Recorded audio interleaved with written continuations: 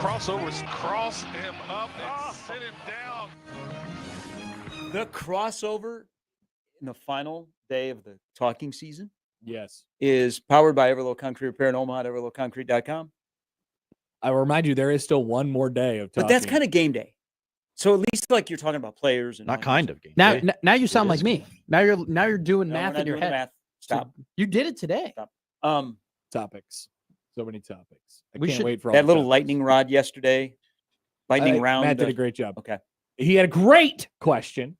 I listened to the press conference Whoa. from the comfort of my couch downstairs, and it was a Wait a minute, great Wait a minute. I thought you were on air. question.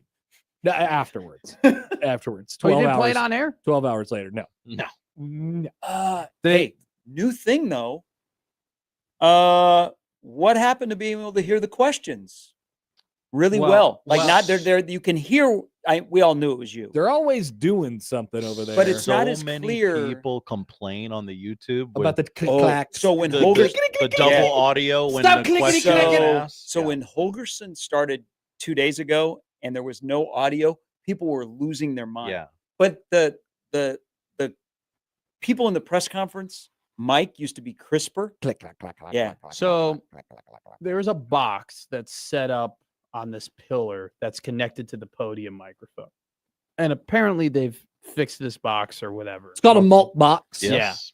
It is the most inconsistent thing of all time. It's just they have. I think they have a different person doing the audio mixing every Yeah. time, so they don't. Yeah, the reason why you couldn't hear me too well though is I was very far back. I heard you. You sounded great. Thank you. Well, I showed up late. Mm. I got there at 11:02. Too much crossover. Too much crossover. Literally the 6 minutes I was there. I listened to the whole crossover. Should have on the way back. left the crossover earlier. Yeah, it was 2 minutes too much of crossing over. So I Sad. got there at 11:02. He went on right at 11. I thought we were still in the Scott Frost era where you could show up at 11:45 for an 11 o'clock press conference and you're 30 minutes early. That's interesting. Interesting. Hmm. That's interesting. Hmm. That We're happened not. a lot. Turns out we're not. Mr. Prompt. That's You what know, we'll call him. you know when coaches used to show up late for press conference, we used to think there was something up.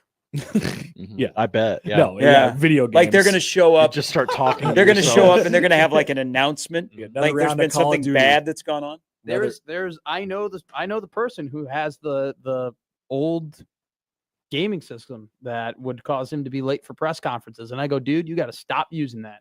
You got to package that up and sell that thing. That is a museum item. Well, I think the better story is the Golden Tee game belongs to the family that runs 1890. That's the story. What is the golden? Everybody brings up the golden tee. I didn't. I was in the media corps while this. Have was you ever happening. played Golden Tee? Yeah, it's a very mid game. It's incredibly addicting. Not really. Yeah, it and is when you're all- spinning. All you want to do is get the top score. All you want to do is write in your initials, And it, or maybe you write in. ASS. or Yeah, maybe you're right. poo. Maybe you're right in. Yeah, ass. Something You like guys that. really did that? Yeah. Man, it was like cool when you got a high score and you put in your real name, like at Pizza Hut when you were on Galaga. I wanted Gary S. I didn't want some stupid made up thing. Well, there's some games that let you do your whole name, and there's some games that let you do just 3 initials, I just think- 3 letters. I think there's an MCM. It might be at the Beercade in Lincoln at the Scooby Doo pinball machine. Hello. I rocked that Scooby Doo pinball machine over there at that. Your middle Beercade. name starts with a C. No, MCM like McMaster. Oh, okay. McMim. Yeah. gotcha. Yeah. And my What's your middle middle name start with? a J. Juan. Jim. I would say Juan. Well, Matthew Juan McMaster. Jose. It almost was Juan. Juan. Juan. It is Juan or Jose, but It's no, James. it is James. And I am Basic ass middle name. Yeah, I mean, I have a basic ass name. I knew a kid. His name was Matthew James Garvey. We had the same first name and the same middle name at my school. A lot of Matthew James. Well, it's out very there. biblical. Matthew and James. My middle name is Matthew. You're Connor Matthew Happer. That's right. That's a hell of a name. What a strong middle name. Your middle name should be your first name. That's so much better. Matthew. Yeah, I feel big and strong. Do you My feel middle big name and is strong? Matthew. Yep. That's right.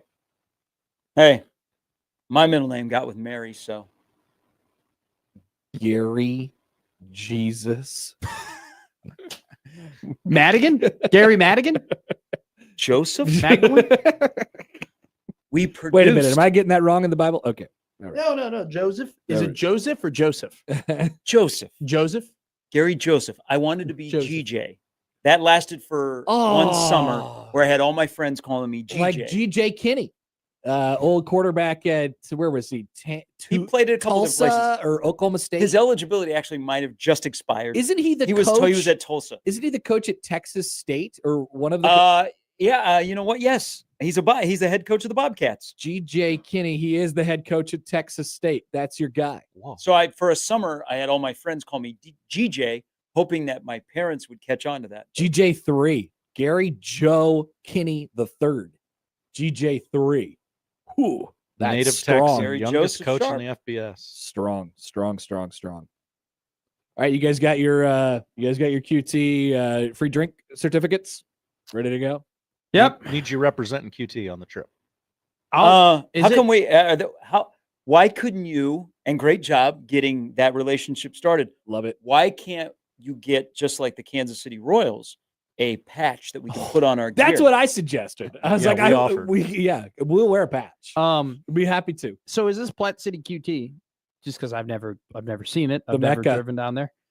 Is it one of those gas stations that it's like you get off the highway and you got to take a left and you got to go a mile to get there? No, it's right off the You road. just take it. You can see it while you're about to get to the exit. It's Okay. on your right on the hill. Okay. You get off on the right and you make another quick little right. Yeah, and there's a boom, Waffle House See, right there. that's incredible because I cannot stand when I'm on the freeway or the highway or the interstate, whatever the hell people want to call it. And they're showing you the signs. Here's the gas. Here's the lodging. Here's the food. And then you get up and you exit, and then it's like 2.8 miles away. yeah, it's like no, you I can't won't do it. Yeah, I won't do it. no, I won't do that. If I cannot see the gas station or the subway or anything coming up, I am not exiting. I We need are a quick in- in and out. This is and there's very few places where that exists. Like this is truck stop territory. We're in Okay. truck stop nation. Okay. I just thought of I'll something. be stopping there. Do you know where you're going? Oh no, I have no clue. I'm literally gonna go to the Platte City QT. Like that is gonna be Do you No, have no, the- no, Do you no, have the let's- address? Connor? Let's. Yeah, Chris said he will send it at an appropriate time. I feel Yeah. like So no, I'm now is talking the about appropriate because you're the time. only one of us that is going solo because you have another commitment. event. Yeah. Um, Jesus. Do you know how to get to? Do you know Jesus. where you're going to get out of Omaha to go towards Kansas City? No, I go he's got a phone. He can get there. first off. Go south on 29. Yes. Just that's- go until you Because can't go as anymore. Kansas City is under Omaha. you got just- yeah, that's right. it's under. below. It's below. It's below. It's below Omaha. I'll go. Don't I just take 480 south and I follow the Go, Kansas City go, sign? go like you're going to the casino, and then No, Keep that's going. literally no. That's when I go to the places that I go to. It says Kansas City, and you just go to the left, and you go to Kansas you City. got it. Isn't it? Wouldn't I be going east though? Isn't it? You east? got to go a little east. Yeah. Yeah, you got. I got to go east, like I'm going. But to if you get Horseshoe. lost, just head towards Des Moines, and when you get to Des Moines, go south on 35. So Yeah, there don't was- do that. There was one time I was driving to Milwaukee with my dad in the car, and I messed up. He said, and I quote, "How can you be so stupid? Follow the signs that say the city you want to go to." You wouldn't have survived a day in the stop map it. era. Yes, I would have. In, Yes, I would have. in the Atlas era. The only reason you say that is because I didn't need to survive in the map era, because the map era sounds like it sucks. No, the And map I'm- era was And it- awesome. and The what? map- What? You the guys wanna map go to era- a gas station and ask a random person, "Hey, how do I get here?" No, you Yes. just go Did on you your not phone. watch Tommy Boy? yes. David Spade. By the way, first, I did grow up. Davenport. I did grow up in the era where That was a great scene. I did grow up in the era though where if we were going somewhere, I had to go on mapquest.com and I had to enter in where we were going, and I had to I'm talking before and that. I had to Hey, control P, we- and then I would hand it to my dad. We and then my had dad this. would look There and was go. a thing that happened where if you belonged to AAA, they would make a map book for you for your trip, and you would go and you'd pick it up, and then you had the little book. I know. Travel That's agents. Awesome. Everybody got their card. I do have a AAA card, actually. I'd never have used it. Other than not to slight get free hotel map- discounts. I totally would have, because I would have totally survived in the map era. I would have had a map and I would have been like, You here, ever, I'm here, and I gotta go you there. ever heard of Rand McNally? Ooh, is that a tennis player? Is that a golfer? Yes, exactly. It sounds Rand McNally. It sounds like a guy who won the U.S. Open one time. He's actually right about that. But He did win the U.S. Open, yeah. and then he got into the maps. yeah, it's more lucrative. He retired and Is it- immediately went into He- that he business. became a cartographer. Yeah. You guys don't know that that's the name for the people who do maps. Cartography. I did know. I did know about Didn't seem It was like on it did. Jeopardy the other night. Sorry. Matt McMaster. I've been killing it at Wheel of Fortune recently. Yeah, you guys should do. You guys should print out MapQuest. Yeah, and then show Chris and see what he says. Well, I'm going on my own, so I don't. Gary Well, can do that. We You'll would need find the your way. address to the Airbnb. Once again, I'm literally just We'll going to get there. type in Platte City Quick Trip, and that's how I will do the first half of the And trip. hopefully you have your address by then. Yes, It's that's more literally than the half, plan. by the way. You're almost there. Yeah, you're on the cusp of Kansas City. You'll be. But then you're going to get a little bit confused because now you drive by the airport and all of a sudden, Do I go 435, 635? or do stay I on go 29? towards Topeka? Yeah. Or do I go? Guys, What do I want to guys. drive by Worlds of Fun, or am I going to go through downtown where I'm going to drive there on 29? I know that I just follow the Kansas City signs. Just wherever it says Kansas City, Well, It gets a little tricky. yeah, when but you you're get not actually towards- going to Kansas City this Yeah. evening. I'm going to Overland Park, Kansas. Yes. All right, Yes. Matt, I have printed out the directions from NRG Media to Platte City Josh loves QT a on hard copy. MapQuest. Yeah, I love a hard. I respect Oh, it. I found out today that I can get hard copies of my PFF stuff. I can't wait. Awesome. It's going to be Well, awesome. I don't More think papers. I don't think what Chris understands is that I'm going to sleep for 3 hours. So Yeah, so is Josh. No, Yeah. I'm going to stay awake. Totally. That's all right. I'll throw on some pods. I wish I had a Tesla. And just have that sucker self-drive me all the way down there. Oh, my son is pretty sure you drive a Tesla. You I don't- look like a guy that drives a Tesla. I don't know why. You look with the beard and the Wait, bald head. me? Your son thinks that I drive Yes. a Tesla? You look like a Yes. Tesla guy. Nice. I don't, for the record. do you Yes, you do. want to be a You don't look Tesla like a- guy? You don't look Kind like of. Hey, that's nice.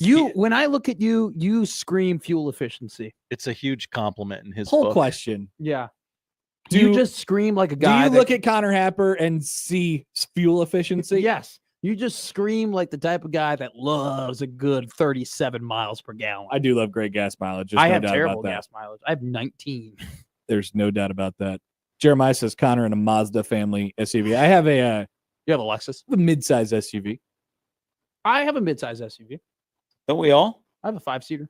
Gary has a mid-size SUV.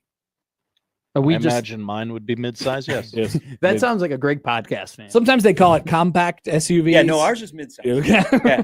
I can't be in the carpool lane today, unfortunately, though. Sad. Damn shame. There is no carpool lane. That's the trick. Oh, okay. Yeah. Just the left-hand lane. Yeah. But quickly about the No HOVs up in here. So if you're going to be a Tesla guy or gal, like that community is kind of interesting because when you go to charge your vehicle, like they're all just kind of sitting in their car.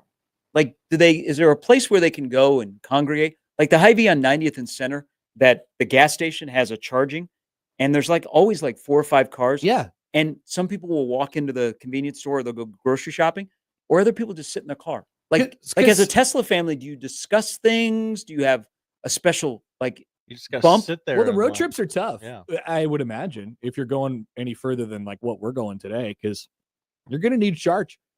You're going to need charge in there. Yeah, my buddy has a Tesla. He gets about 3 hours. So every time he goes to Yeah. Kansas City, he's like, I stop just in case. 3 hours and that's it? Get 38 miles to the gallon on this hog. Wait a minute. So What the hell now, was now, that? now, Dumb more and Dumber. now, more and more places have charging stations. Uh-huh. But I There's got to be a 3-hour I stretch would of be- interstate without I one, would be right? more concerned about my Tesla running out of a charge than I am my gas tank being on E. Yeah. Weirdly, I agree with you. Yeah, No, I don't. no, I There mean, is no difference. There's but not yeah. a bucket of energy you can just bring, to your car on the side of the road. Some people choose to install the chargers at their homes, but it is Yeah. expensive because Does it? Don't you're- you have the option if you buy a Tesla that they will do one at your home? Yeah. right, but it costs you energy money. Yeah. yeah. So you Well, there's a charging station at my movie theater back home in Chicago, and it's just crazy where like the movie theater would be empty, but there would be like 19 Teslas. Oh, that's that's the perfect lined time to up. charge. Yeah. But no, people would Yeah. go to the movies and just charge it up. Get about Perfect time. 2-3 hours and juice that sucker up. Maybe that's a way to get more people to go to Husker football games and have a Tesla charging station. You That think that is a many great people plan. have Teslas here in Nebraska? Many have Teslas. Yes, this is a good Tesla place. Many We will like buy our them. windmills and our Teslas. How about we? By the way, can we talk about this real quick? Actually, we need more just gas stations in the surrounding areas in Memorial Stadium in Lincoln. Like they tore down the one that was in the Haymarket. Helicar? That was Rest in peace. an incredible. Hey, gas by the station. way, I don't know when last time either one of you are in Lincoln. That is a grass spot now. I know. They yeah. plant. It's like a tailgate yeah. spot. No. it used to be like still the parking lot. Now it's grass. Well, it was dirt. It was dirt Yeah, for so a it's while. just grass. It looks like it's a city park in the middle of the Haymarket. That's nice. I saw Green space. I saw a girl when it was mud, and a girl like she was running from JJ Hooligans over to Barry's, and she just face planted right in the like dirty mud. in the no. puddle, like Dude, Avery Johnson's Dude, dad. it was like drizzling a little bit. It was so funny. It was her night was ruined. She went home. She just walked to the atmosphere. Fremont Fred says the Tesla assumption for me is because of the Creighton homerism. Oh, Jeez. Do Creighton people drive Teslas? What's the No bull okay, questions let's were that hey, needed. okay, so let's do this real quick. Okay. The favorite vehicle that is the stereotype of the Nebraska fan is tractor. Ford F-150. Tractor. Just tractor. I thought we were starting a new season. Auger Oh, wagon. They haven't won or lost a game for you to get into the oh yeah. Four-wheelers. Chevy Silverado would be ATVs. How about a pickup truck? Yeah, Chevy Silverado. definitely. Now F-150, I think, is right. yes, Best selling truck for the F-150. last yeah. 147 years. Yes. Yeah. Okay. The Creighton fan base. Not a It's- mid-size SUV. I can't- Not a it- large-size SUV. A Prius. Subaru Outback. Oh, I think a Subaru Outlander actually. Okay, I'll meet you halfway. Yeah. Well, so what? We want to call it a Subaru Forester is what we'll call it. We're not. Okay. What about an Audi? Yeah. Okay, Yeah. But like a Audi Audi Q1. an Audi SUV. You Yes. Know, you know. Well, something no, like just that. it's and say it's a Cadillac Escalade then. I don't know how many.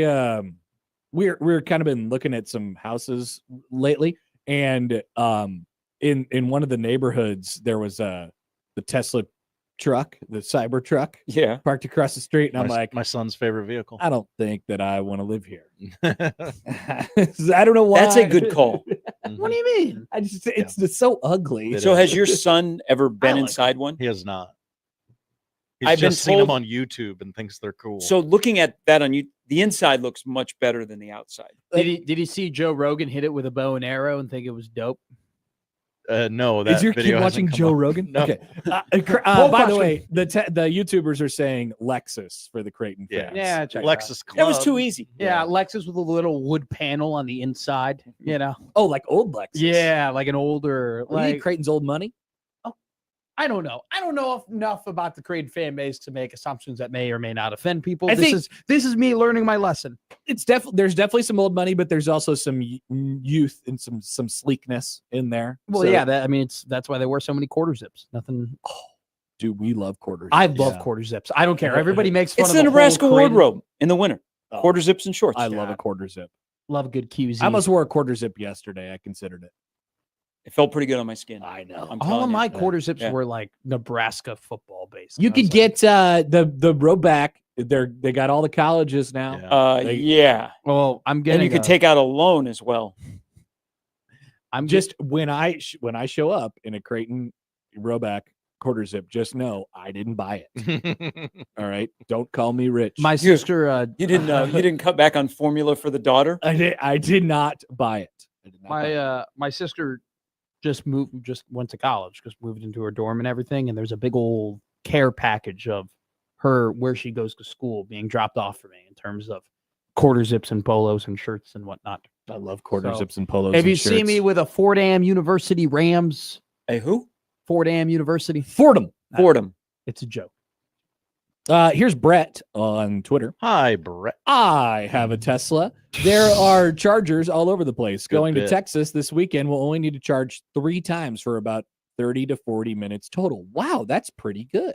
That's Okay, about but the amount of time that you'd be stopping good. anyway. Yeah. You just have to kind of plan and figure out which gas stations have the chargers. But if the chargers are all over the place now, then it's not a concern. But I have a charger. 5 or so years ago, it was a concern. I have a charger in my condo complex. They installed one recently. Wow, Yeah. that's sick. So wait a minute though. That's still okay. So that adds an hour and a half to your travels. You got to stop 3 times. Maybe that's going down and back Does 3 it? times. Does it? It doesn't. To how far is the trip? Well, if you like going to Dallas, it's 12 hours. Yeah, I mean, that's gonna be at least a 2-stopper Okay. probably. I Um, try to keep the stops to a minimum on the way. On the way back, I'm gonna take your time slow guy. On the way in, We gotta I gotta get there. We got to flip that. I know. this week. Well, we'll be fine. It's 3 hours. No big deal. You don't have to pay for the Tesla charge, right? I wouldn't know. I don't think so. Like parent paying for air to fill your tires. Yeah, I don't think that so. is quite the racket. I don't think so. $2 for air? By the way, Hey, ridiculous. no, I no. did like Hey. the automatic setting. You can set the PCI automatically. You boys, put that sucker in and boys, figure it out. There is a particular subscription car wash place where you can not only get discounted gas, but also fill your tires for free. And you can put in, I want 35 PSI in this tire. Wow. That's good. Yes, you full service. generally pay to charge a Tesla at public superchargers. Like how much I wonder. Is that a follow-up question. question? So you pay like it can't be more than like They- $1, quarter. Where I need a car wash to go to because I went to the Russell Speeders on Saddle Creek and now it's all torn down now. It's gone. No, there's a different Russell Speeders on Saddle Creek. Okay. It's by the other QT. Oh, okay. Is that farther down by like the high V? Further north. The best Russell Speeders candy or dog treats, I would say 114th and Dodge. I prefer the one at 108th. I just stopped there this morning. 114th and spot. Dodge. Yeah, I went to there's one, a QT there. there sure is. Did they walk in and they go, "There's our spokesperson." Happer's home. There's a rocket. That's what they said. There's a They rocket. said, Connor, welcome to QT. Come on. By the way, Happer. that little Would you like a brisket that taco? little intersection is a mess. Yeah, there's a lot going on there. Yeah. Am I in Multiple car washes and a gas station. Am I in the minority here? But I went to there's a rocket car wash over like by 155th and Blondo, like that area. Yeah. You know what I'm talking about? Maple. Maple. Mhm. Okay. How do you get in there? You got to go around and around. I could not Yeah. find entrance. I literally took me 5 minutes and then I just gave Yeah, up. you And I was gotta like, I'm on the wrong side. You And got I to kept go driving around home. a little bit. Yeah, I got to spin it right round, maybe right make a round. couple rights. Yeah. I couldn't find the entrance, so I just didn't go. I got a text here. Went on a road trip in an EV once, and we made the joke that the charging stations in small towns are just lib alert devices for small towns in middle America. They're here. Somebody's charging their Tesla. They must be lib. Get them. Classic. Like it is a special community because when you are like sitting for 30 minutes, like it's like an abundance of people. Like what do you talk about? You talk about your Tesla? Are you really there for an hour? and a Ideally, you half? don't talk to No, anybody. like the people like are the texter was saying. You talk like to people 30 while you're minutes. getting your gas. Oh, you probably do. No, not anymore. No. You know why? Because Not now anymore. now because I got the gas pump is talking to me. It's showing me videos. That's true. Yeah. There's TVs. Andy Jackson is telling you what to buy at the used shop. Yeah, I used to, you know, the commercial that's airing now, is it Geico? Of where they're at the gas station and they're like, hey, you know, give it a squeeze. You know, What? don't be your parents. Oh, is that Yeah. Geico? It's not Is that Geico. Progressive. Progressive. I used to like start conversation, but I'm guessing now because of like being carjacked and stuff and being robbed, people don't You communicate. got to keep your head on a swivel. Yeah. The trafficking. There's Yeah. there's an Instagram account that is literally dedicated toward keeping yourself safe while filling up your gas. It's this guy in Chicago, and he teaches you how to fill up your gas while defending yourself. Jeremiah writes in, this is the car wash crossover brought to you by the biggest money laundering scheme in the Midwest. They're so What? We're not Hey, talking about man. No. not anything mattress specific. factories. You have to be.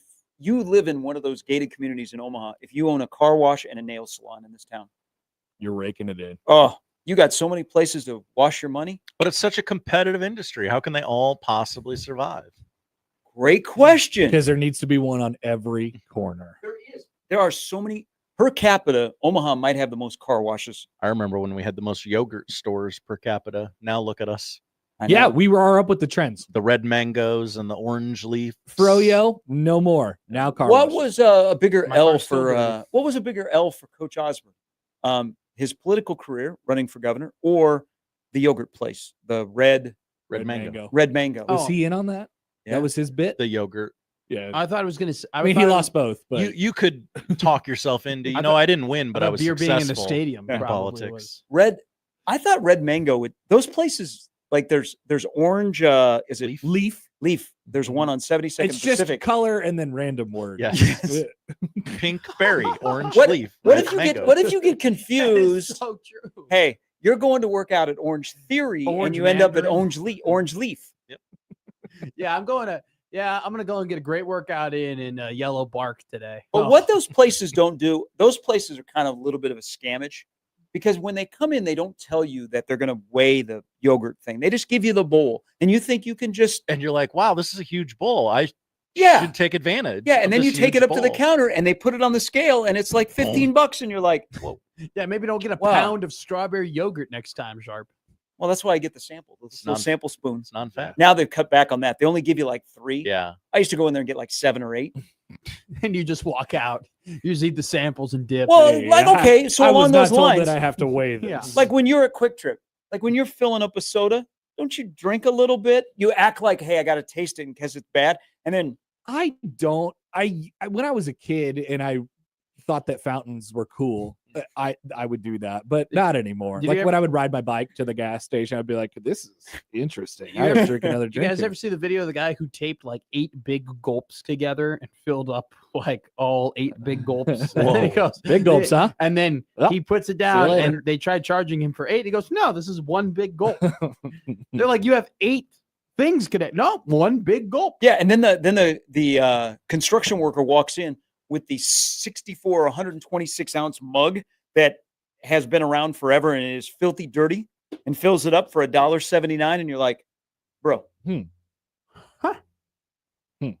that's when you know that you are A construction the worker. fabric of America when you have one of those, like the That's- 126 Oh yeah, ounce. they're gigantic. Those are illegal in New York. Yeah, Are they? they'll get you. I'd love $1.70 coffee. Nice cheap coffee. I love a cheap coffee. Good luck finding that. All right, well, enjoy your drives. We'll see you for dinner tonight. We will. We'll probably get there at the same time. You'll be fine, Matt. It's only going to take you about 6 hours. You're fine. You'll figure it You out. leave at 1, you'll be there at I 7 got a for lot dinner. to do. I don't know. I don't know if you guys heard. I got a 14-page packet about what this wedding is going to look like. So apparently, I got to pack way more than I thought I did. You haven't packed. Yeah, you need to pack. Yeah. How I do it is my clothes are all folded right now and they're on a couch, and I just got to take the suitcase and I just got to throw it in there, and then I got to pick. Well, them up. you'll be enjoying one of America's best airports, the Kansas City International Airport, Can't wait to eat there. with smells of barbecue coming in through the ducts. They're fake though. That's it. Hey, the person that does the subway smells at NFM is now employed by the Kansas City Airport. 100%. They figured Wait, it out. They got are it down they- to a T. Are you saying they're piping in barbecue? That smell? is my suspicion. It's our working Yes. theory. Yeah, I think that's genius. I do too. I think it's I love the incredible. airport. And you're It's great. complaining about it because Single terminal. It's Hey, beautiful. that's what I think at There's one NFM. terminal? Like when you go to the place where Subway is not at, like in another building, and it still smells like Subway. Oh yeah, they're pumping it in. There's nothing better than a Subway smell. All right, fellas. We'll see All you. We'll see you for dinner. That is the crossover powered by Everlevel Concrete Repair in Omaha at everlevelconcrete.com. It's Wednesday. We'll start things off next. That's the crossover. The Connor Happer Show is next on 1620 The Zone.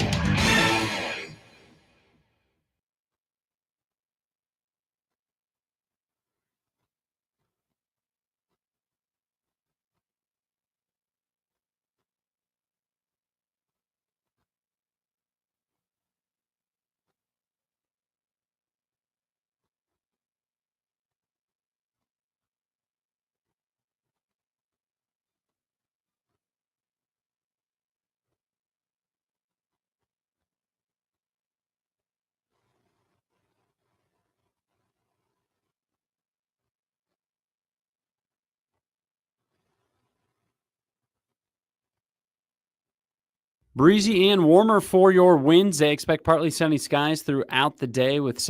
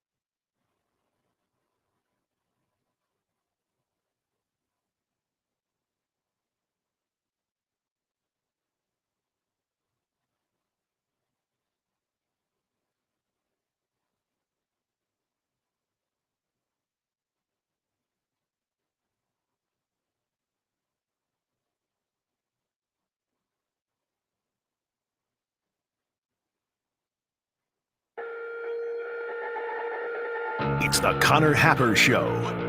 Are we sure we want to do this? Could you, make an announcement that we're ready? It's the Connor Happer Show on 1620, The Zone. All right, welcome in. Happy Wednesday. It's the Connor Happer Show here on 1620 The Zone and on 1620thezone.com. Connor Happer, Josh Johnson with you. How we doing? One day away from the game. Until Michigan, there's another Ohio game. State? No. Then there's another game, and then there's another game, and then there's another game. And then we'll regroup. Yeah, it's the last day of talking season, I think, until tomorrow. Then there's more talking and more talking. Just so many takes.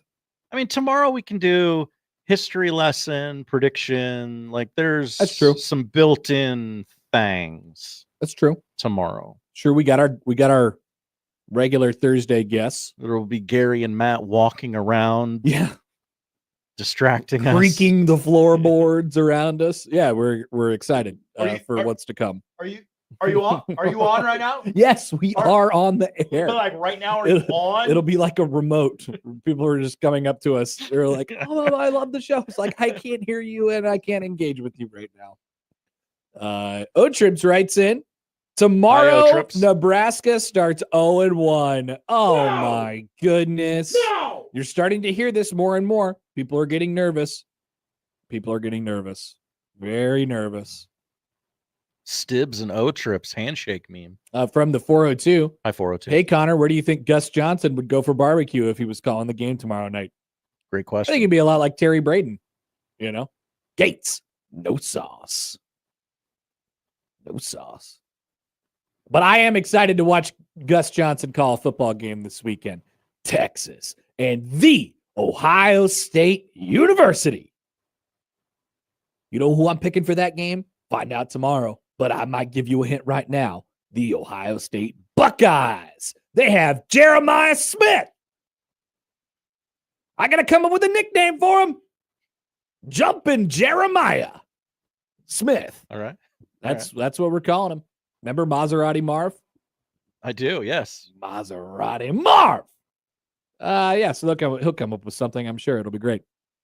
So welcome to a Wednesday show. Robin Washut will join us in about 5 minutes. Mitch Sherman will join us at 11:30. He wrote a good story about Matt Rhule's offseason journey.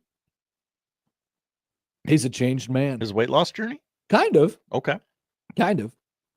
And so that's our lineup, by the way, powered by the Roofer. He's a John Higgins weather guard. And today is Wednesday. I have an opinion, which means you have an opinion. I wonder what your opinions will be about today. Send them in. We will read them coming up at noon. But make sure you declare, I have an opinion today. Elsewhere, yeah, we got some Husker football topics. And we did not dive into the Cracker Barrel situation yesterday, of which there has been a development. Yeah, good thing. There has been a development. So we'll have plenty coming up today. But let's check in with our dear friend Robin Washut, who will join us on the other side. We'll see what his plans are for the weekend. We'll see where their Airbnb is. Maybe we can slam houses together. Maybe we could have a big Husker Online and 1620 The Zone party. Fire pit? I don't know. Do we have one of those? Do we Bags? do we have a pool? Do we have anything like that? Probably not. But we're excited to go to Kansas City. Kansas City, greater than Ireland.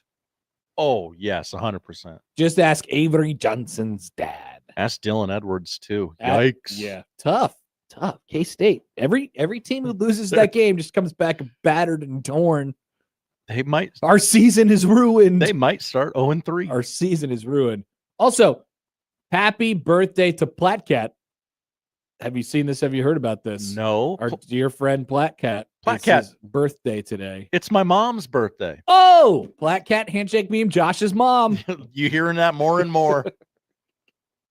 All right. Saddle up. We got a fun show today. I don't know what's going to happen. We got some topics, some non-topics that will turn into topics. Plenty of things to talk about. It's going to go off the rails at some point today if it hasn't already. Yeah, I think so. Also, happy birthday to former Creighton Blue Jay, Devin. Devin.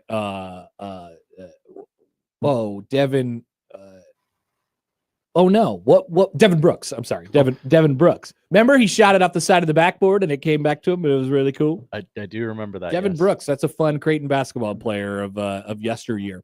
All right, we'll be back. Robin Washut will join us next on 1620 The Zone.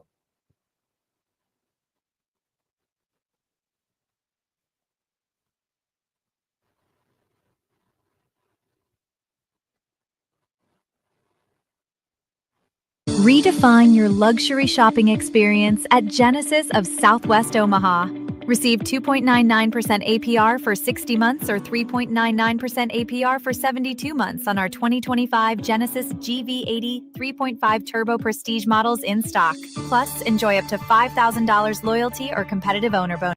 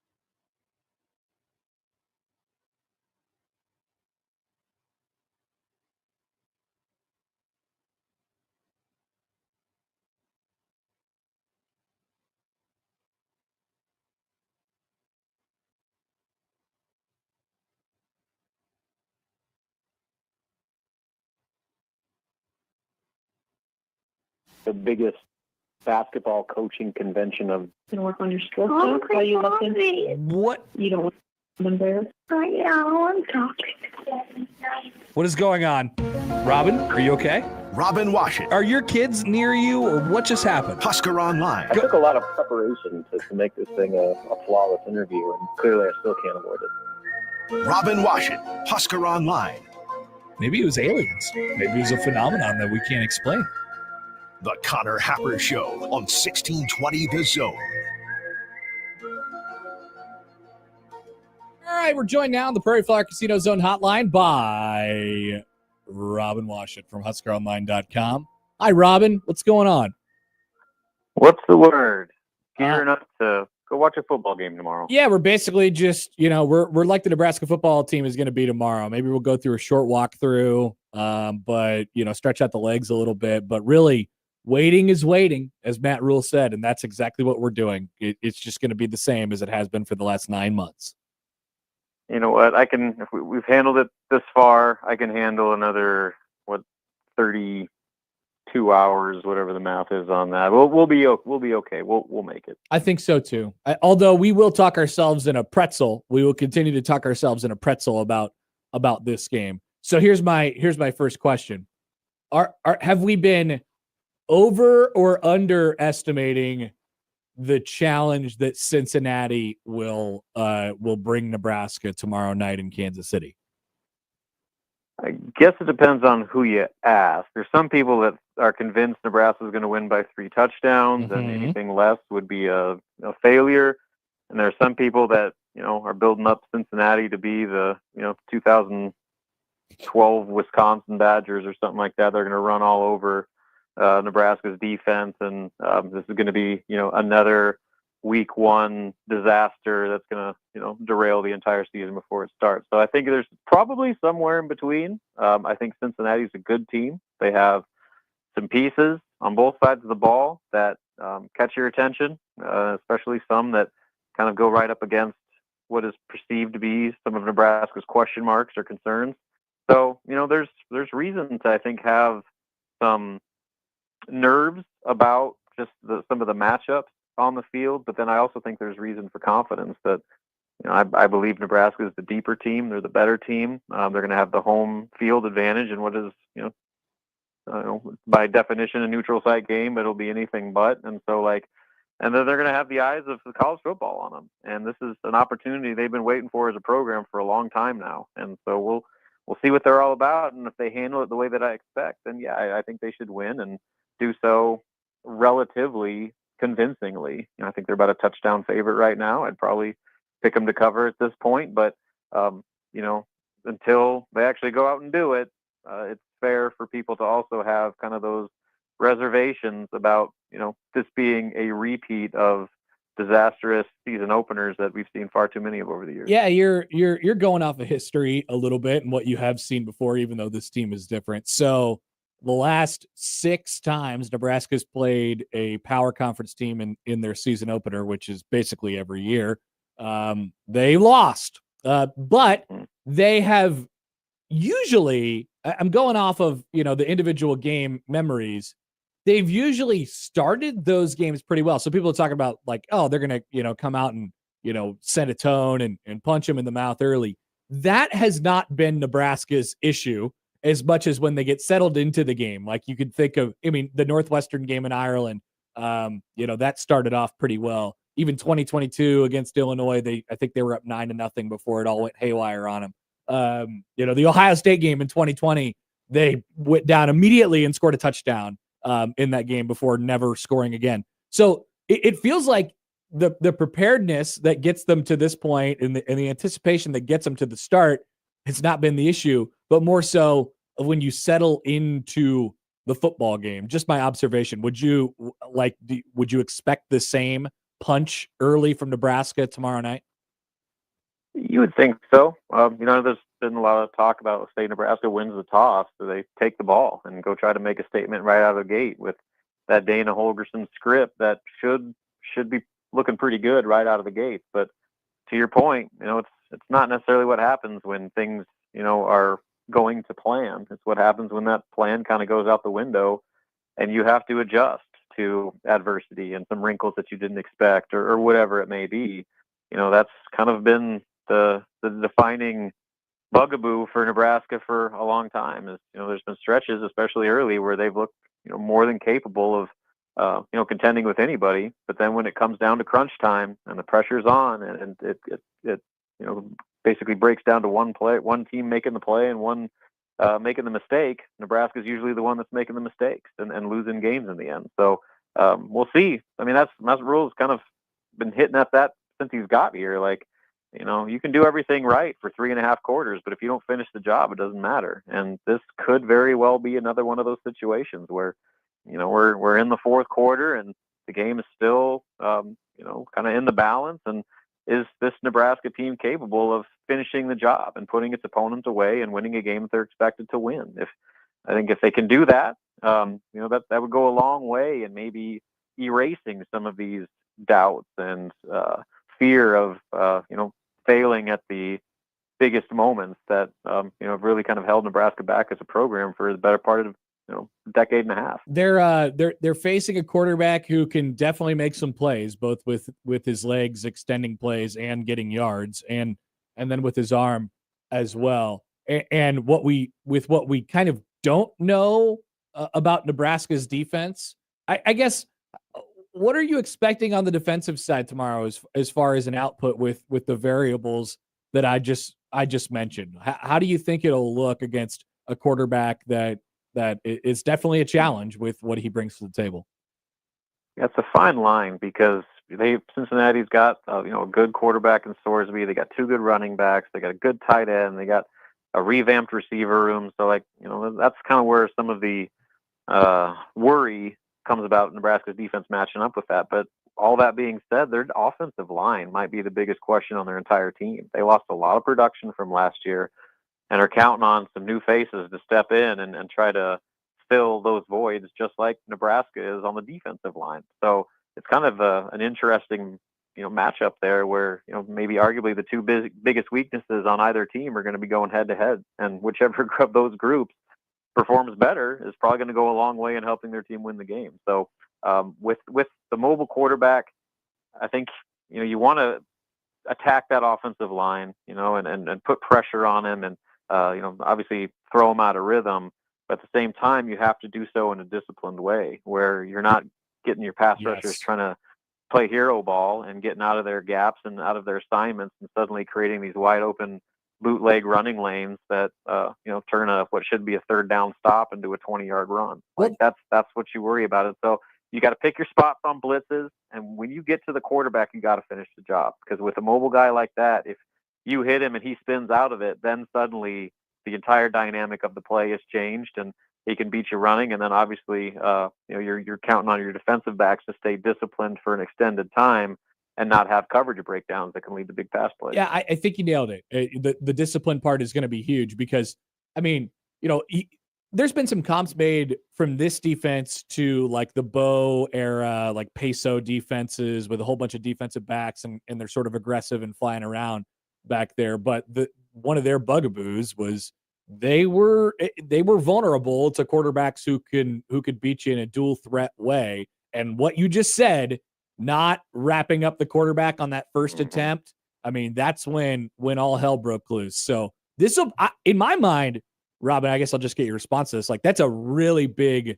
that's challenge number one for them. If you can get pressure, you have to be able to end that play as soon as you possibly can, because what happens after that is all dangerous.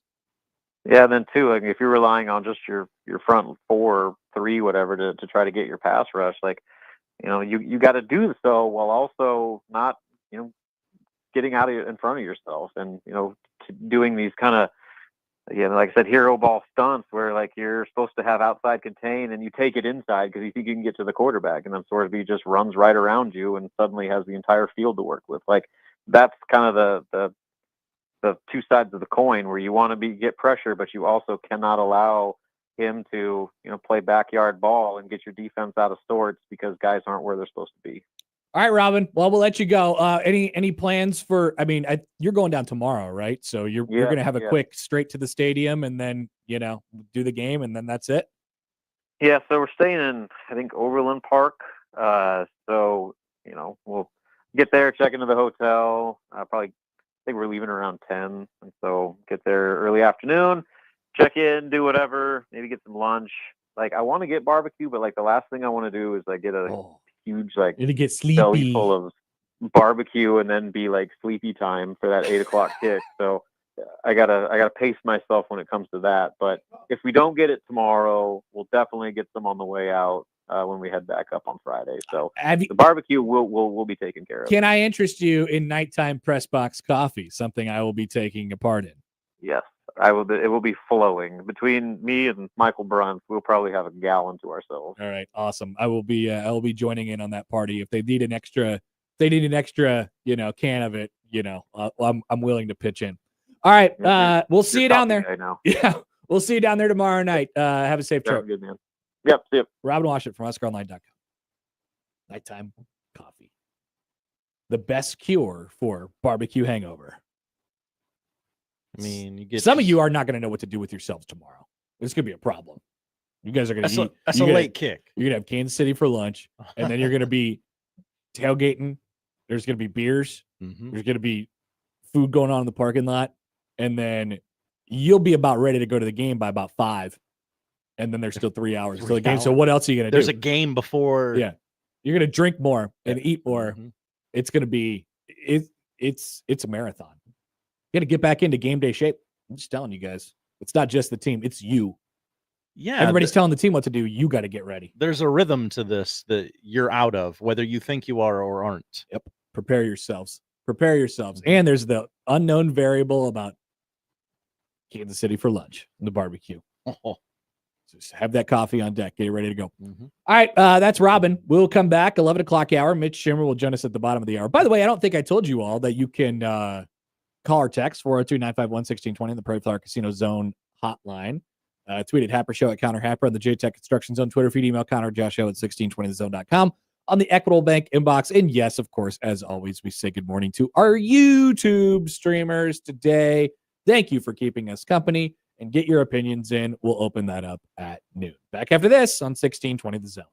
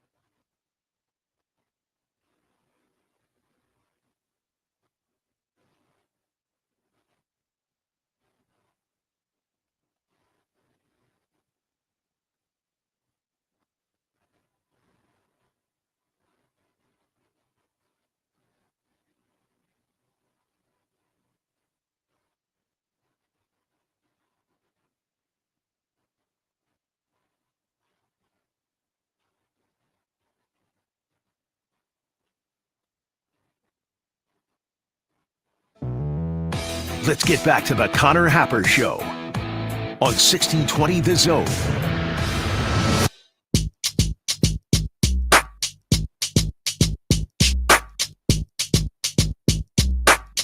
Well, the offseason of college football is on its deathbed.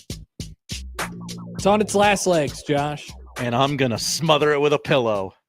But before you do that, Oh, it doesn't mean it can't go out with a little bit of a bang.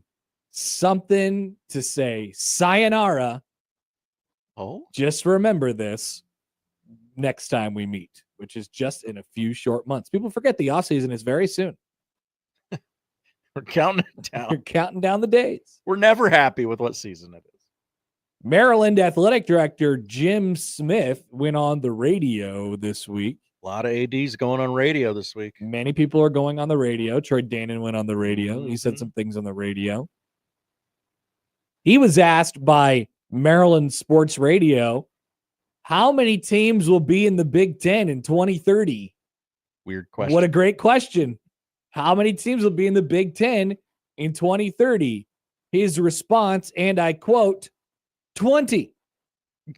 As you know, there are 18 teams in the Big Ten at this current moment. So what gives, Jim? What gives? What do you know? Here is Brett McMurphy from On 3. Hi, Brett. As I've reported on realignment back when the Big 12 was called the Big 8 and the Big 10 only had 11 members, not 18. With all my experience and high-level sources, I could say definitively with 100% certainty the Big 10 does not know who it will add. People forget 2030 is just a couple of years away, depending on your definition of a couple. Not yet, he said. They'll decide in the next few years when various conference exit fees or media rights deals reduce and or expire. The Big Ten's top candidates in 2025 might not even be the top candidates in 2030. It's no surprise the Big Ten will prefer AAU membership schools with big TV brands, broad-based sports offerings, and long-term accretive metrics, along with many, many other factors. I'd list the Big Ten's current candidates, but I've been sworn to secrecy, Brett says. What's not a secret? Notre Dame's intentions. What are your intentions with my conference, Notre Dame? Great question. Years. You've been engaged for a long time. Are you going to do it? Or you've been dating for a long time. Are you going to get on one knee? And who gets on the knee? It's one of those relationships. Last week, when the SEC announced it would begin playing 9 league games starting in 2026, there was a national report that the SEC scheduling decision further solidified Notre Dame's future as an independent. Further solidified? Really? In other breaking news, fire good and water is wet. This is what Brett McMurphy is writing. Fire good? I don't know that people say that. Poll question, is fire good? I think it's great that fire exists, but generally when you see fire these days, it's probably not so good. I don't know. You know, maybe you're cooking some dinner and you're like, I need fire. Fire good. Throw a nice steak on the grill. What do you need, Josh? You need to fire. The first thing, Brett writes, I teach in my realignment 101 classes. Would 100% take if it was a real class. I would not. That class should be fired. Notre Dame has been an independent since, well, forever, and the Irish remain an independent until the world ends, or we have another COVID season, whichever comes first. Notre Dame will never join a conference because it, A, has its own television deal, B, can keep its non-football sports in a conference, and C, has access to the playoffs as an independent. The chances all three of those disappearing is as likely as the Irish changing their iconic logo. Okay, that's a bad example. They did that this week. It's funny. He writes, first, Notre Dame will always have its own television deal as long as it wants one because it's Notre Dame. Second, the ACC will always allow the Irish a home in their non-football sports. And third, Greg Sankey will make sure independent Notre Dame has a path to the playoff because if not, it would force the Irish into joining a conference. And of course, we all know what that conference would be. The Big Ten. ACC. The Big Ten. Oh. The SEC is not going to assist Notre Dame in joining the Big Ten or any other conference. And ACC Commissioner Jim Phillips knows all too well about Notre Dame's stance on remaining an independent. A few years ago, we joked about the chances of Notre Dame joining a conference. Quote, Notre Dame loves two things. One is being Catholic, and the second is independence. Quote. That's a real quote. Sometimes in reverse order. Sometimes they like independence even more than being Catholic. Well, one's freedom and one's quite literally the opposite. As for what schools the Big Ten, SEC, or any other leagues target in future expansion in 2030, when 2030 rolls around, UNLV athletic director Eric Harper summed it up best. Quote, there's going to be another round of conference realignment. Everyone knows that. What it's going to look like, who knows? If anyone tells you they know exactly how everything is going to shake out, they're absolutely full of it. And Brett McMurphy finishes this pointless article with, since I never actually told you how it would shake out, I guess that means I'm not full of it, right? Yeah, don't answer that. So, thank you, and you're welcome for the click, Brett McMurphy. There's your off season. It's over. One last before the off season starts to have its final secretions. Whoa. Starts pooping all over itself. Who we getting? And then it dies. I don't know. 2020, or 20 teams in 2030. If the Big Ten expands again and it's not Notre Dame, what's it even worth?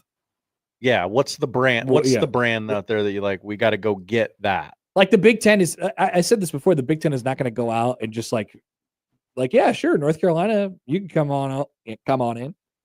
That's cool. Whatever you want to do, they're going to have to like seek this. Now, we don't know what the TV landscape is going to look like in a couple of years when all these deals expire. And obviously, when the deals expire, I think the Big Ten's deal is up in 2 years or 3. They're going to be looking to get more television money out of it. And how do they get more television money? Well, yeah, they bring in Notre Dame. But what has changed from Notre Dame's perspective for them to budge and join a conference? Nothing. No, nothing. So these two are just staring at each other, and nothing could happen until Notre Dame says so. Notre Dame's the hot chick in this scenario. Yeah.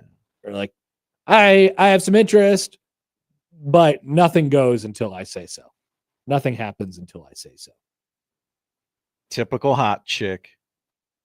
There you go. Running the show. An interesting question from you. I don't know, like some nonsensical team. Miami, North Carolina, Miami of Ohio. Ooh, somebody from the MAC just gets Ben Roethlisberger. Somebody from the MAC just gets an absolute bag. Like an angel investor comes in. They're like, "All right, let's do it." You never know. Private equity, Josh. Oh yeah. Here comes Marshall. Yeah. Marshall's in the Big Ten. But a comment here from YouTube from Platcat. Hi, Platcat. Just noticed the show title for today. Josh, are you familiar with how the kids are using the word cracked nowadays? It says Cracker Barrel Crack. I think I am not, Platcat. Yeah, I think you could understand what the kids are saying. Cracked. They're cracking each other. They're getting cracked. Hitting each other? Nope. Less literal. Is this an innuendo of some kind? Yes. Oh. Mm-hmm. Cracked now means getting some tail, is my understanding, says Platcat. That's my understanding as well. Okay. Mm-hmm. So what are you saying about Cracker Barrel in your show title today? I'm saying they penetrated the American landscape this week. Hard Rock Fiend. Hi, Hard Rock Fiend. Notre Dame screams Big Ten, but they should join the SEC. Now, if that happened, whoever the Big Ten commissioner would be at that exact moment in time should be immediately removed from their position. Got to fire that guy. Yep. Goodbye. Immediately removed from their position. No sooner, no later. You're gone. If Notre Dame agrees to join the SEC, the Big Ten commissioner needs to be fired immediately on his butt. Get him out of here, or her, whoever it may be. Could be. Whenever that might happen. Okay, so there's the offseason. It's over. Congratulations, everybody. You made it. I was listening to the morning show this morning, and like every Husker podcast or every piece of, like season prediction and stuff like that. And as you guys know, my position on where we're at right now, there is nothing left to talk about. We have talked, and I'm not like a huge predictions guy. I don't love making predictions unless you really do it right, And in my case, I really, this is a me problem. I really don't, I just, when people ask me what to predict, I predict it. I don't really think about it. I just choose one side or the other. Hey, what do you think Nebraska's going to be this year? 8-4. Why? I don't know. Feels right. You think Dylan's going to throw for 3,000 yards? Yeah, sure. Yeah, probably. Yeah, that sounds right. You think the defense is going to be any good? Yeah, probably. I don't know. Maybe not. I could see a way where they're not. But there's so many predictions. We talk about the season, and I always find this part interesting, and I have this realization about midway through the season always. Remember these moments. Remember what we talked about in the days and weeks leading into the season, and how completely different the conversation will be. And I'm not just talking about the topics I'm talking about the actual way we talk about it. The way we talk about the season right now is this very big picture, weeks wide, months wide, chunks wide, as we like to do on this show. What are they going to be on this date? Do you think they're going to beat this team, or not even in the specificity of it? I think we like to, we talk about it in the big picture. Is Dylan going to throw for 3,000 yards this year? Well, there's a world where he throws for 3,000 yards, but it looks horrible. Are they going to run the ball? Are they going to pass the ball? Are they going to run? Yeah, are they going to be 50-50? Are they going to be 60-40? Like, what's it going to, we talk about it in very big picture. How many plays for Heinrich Harbor? But I find it really, like, you can boil the season in a lot of cases, especially in the world that Nebraska lives in, where their margin for error is really thin. They're not that much better or worse than really any of the teams on their schedule, with the exception of Houston Christian and Akron. They're not that much better or worse than anyone on their schedule. Now, if you get into the Ohio States of the world and the Texases of the world and the Georgias of the world, then we have a different conversation. But Nebraska lives in not that tier right now, and that's okay. So you could look at these past seasons, and Nebraska's largely ended up sub 500 or around 500, or in last year's case, exactly 6-6 before they win a bowl game. And you can boil it down to like 15 to 30 plays. If 15 to 30 plays go differently throughout the year, what is Nebraska's record? If Caleb Johnson doesn't break 100 tackles and score on a swing pass last year, what are we talking about? How different is it right now? If that play is bottled up for a gain of 5 yards or nothing, or if he fumbles or something like that, you know what I mean? Nebraska has a 7-win regular season, and they maybe are able to get their 8th in a bowl game. And who knows who that game is against and all those things. If Dylan doesn't overthrow Luke Lindenmeyer in the back of the end zone against Illinois, or if one of those plays against Illinois doesn't get stolen from Isaiah Nair. If Isaiah Nair catches the ball in the Iowa game, there's like I said, 15 to 30 plays throughout the entire season that make up the entire shape and image of your program. It comes down to plays. And there's no way to predict plays. Because there's no way to predict exact scenarios that they're going to be in. You just have to hope that your team is in the best possible position to be able to come through when those plays arrive. If Malcolm Hartzog doesn't have a ball go literally through his hands for an interception in the end zone that ends up in a touchdown for USC last year, if the flag comes out on Jamal Banks in the back of the end zone against USC last year, I mean, like I said, the season comes down to that.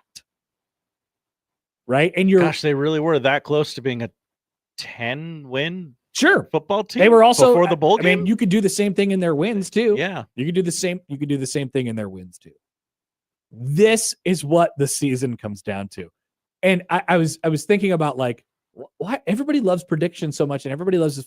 And I detest it. I just don't really like making predictions because it's about the plays.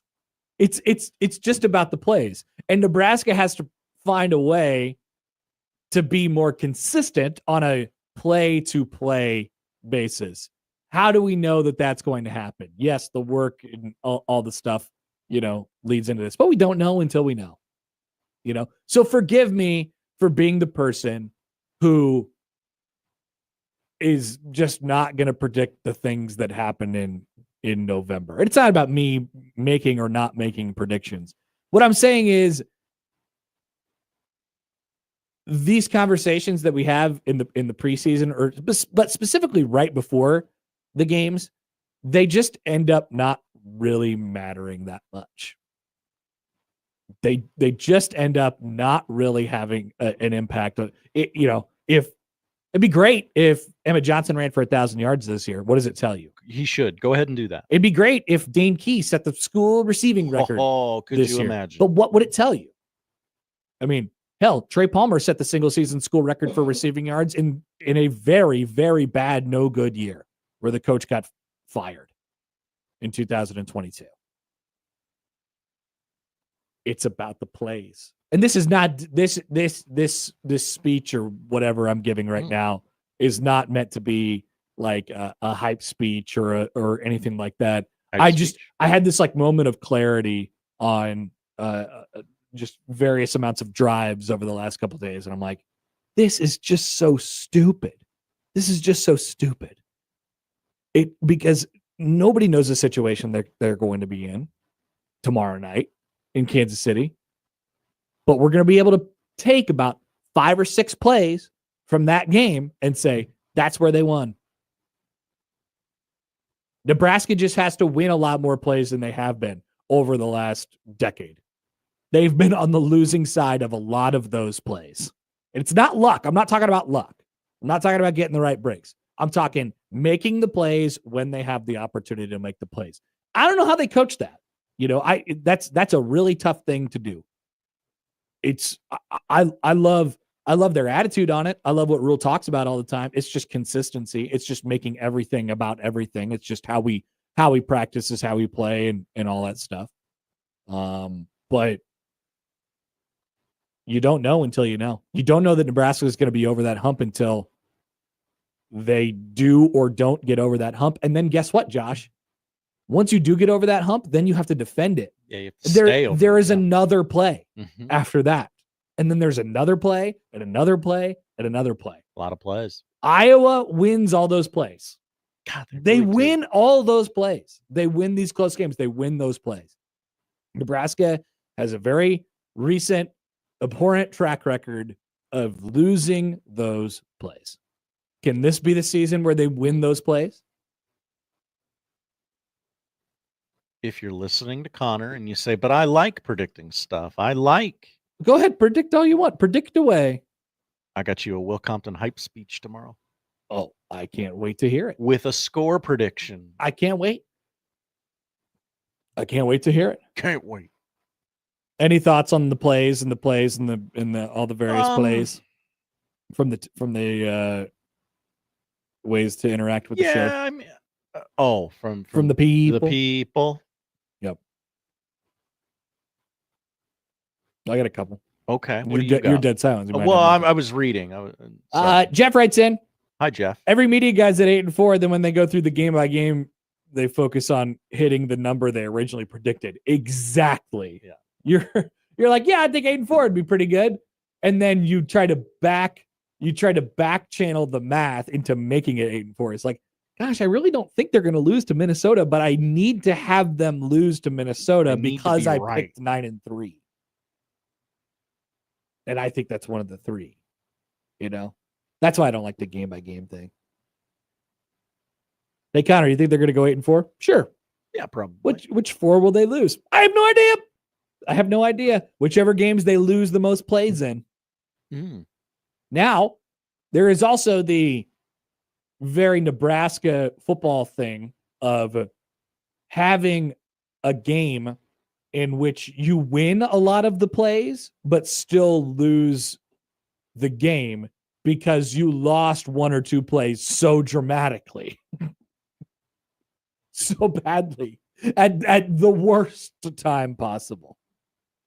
I think we can think about Caleb Johnson from Iowa last year. We're all hedging when we say 8-4 because we think it should probably be higher given the schedule and the roster, but we've watched this team play the last 10, 20 years. Yeah, if you're asking me like, hey, 8-4 seems light, like why can't they go 9-3? I'll say, yeah, they can. I just don't trust them yet. That's ultimately my thing, I guess, for the season. My bold point for the season. I don't really trust them yet to do that. Like I said, a lot of people talking over the last 24 hours in Nebraska to take the ball, get off to a hot start, and really punch Cincinnati in the mouth. They do that all the time. Yes, and then they do that all the time. It's a game. It's a whole game.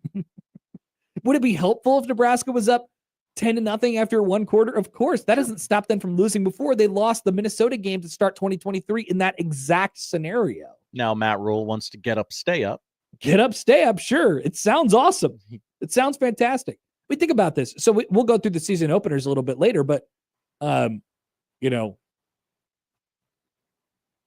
you go through them and they do seem to start these against power conference because they have now a habit of starting the season against power conference competition, right? So 2023 against Minnesota, they have a nice start. Things are looking solid on offense. You're like, ooh, I could live with this Jeff Sims guy. He's kind of nice. And a couple things go the wrong way. Guy makes a play at the end of the game and they lose. 2022 Northwestern, you don't need to know the story. They're up by 11 in the fourth quarter. They kick an outside kick and then they lose. 2022 against 2021 against Illinois. I think they're up, like I said, 9-0 in that game. And then Cam Taylor-Britt fumbles a punt in the end zone. The most ridiculous thing happens. 2020 against Ohio State. They are, they go down the field and score right away. 2019, you had a group of 5 game to start that season. But 2018, Colorado, because the Akron game got rained out. Man, they had a rocky start to that one. Picked it up in the middle, had it. Adrian gets hurt, and they hit Montez hits a big pass late in 2018. I mean, it goes on and on and on. They don't have a problem with coming out firing out of the gate. They don't. So people who want to make it about that, it's just very, very short-sighted, I think. Nebraska's just got to win more. They have to do the calculus that it takes to win the actual football game. That just means winning more plays and making the most important ones when it counts. Again, we always ask, what would happen? What would this team look like if it were competent? If it didn't shoot their foot off? From the text line, here's Brian. Hi, Brian. Connor, if your prediction is 8-4 right now, how many times during the season does your prediction change just to have it end up back at 8-4 at the end? I mean, I hope we don't get swept up in the week to week too much. This game that happens tomorrow is going to be one bullet point, one data point. It's the biggest one so far. It's the only one that exists. But don't copy and paste that game over the entire rest of the season. That's why people are like, man, what if they lose? What if they lose? Is this whole thing's going to go off the rail and be a disaster? I mean, I hope Nebraska is at the point where they are, it has been that way around here before. They lose that first game. It's like, oh my God, this is the worst season ever. Can we end it immediately? 2022 Northwestern, that was exactly where I was. Because I knew that team didn't have the mental, makeup to come back after the offseason they had been through with all the coach firings and the coach just skating on thin ice coming back. They lost that game the way they did. They were toast. DOA, dead on arrival. I never wanted to end a season faster than in 2022. It was horrible. If Nebraska loses tomorrow night, I hope that won't just sit with them for 3 weeks until they play Michigan. Right. It would be a really bad week, but they could rebuild We will rebuild. They could build it back up. We will rebuild. They could build back better, Josh. I was going to say that and then opted not to. They could. They could do that. They could do that. All right. Once again, get your opinions coming up at noon. As if you can't tell, I'm sick of this. Need some football. Yeah, we need some football bad. But we'll have a full show tomorrow, and tomorrow's show will fly in the face of this show because we'll be predicting so many things. Everything. So many predictions tomorrow. From Andrew. Hi, Andrew. On Twitter. So what happens if the QT in Platte City overstaffs due to your recommendation and then no one shows up? Don't call me. That would be what if I get a DM on late Thursday night into Friday morning? He's like, hey, what happened here? You guys said you were coming. Our company's going bankrupt now because we had to pay a couple more 16-year-olds to be here. We were so staffed. Not my problem. If it works out badly, it's not my deal. If it works out to the positive, I want credit. You'll get it. All right, we'll be back with Mitch Sherman from The Athletic. He's got a good story out today about Matt Rhule's philosophy change this offseason. We'll talk to him about that when we return on 1620 The Zone.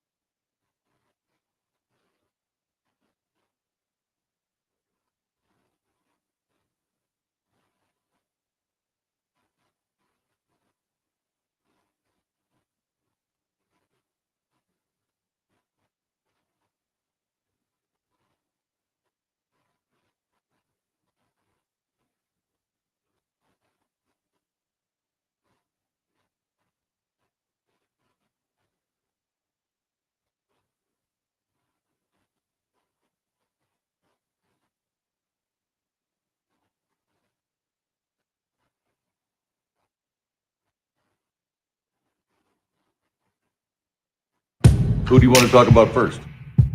Mitch Sherman, The Athletic. He can play. And we need people that can play. And we'll never be royal. Let me live that fantasy.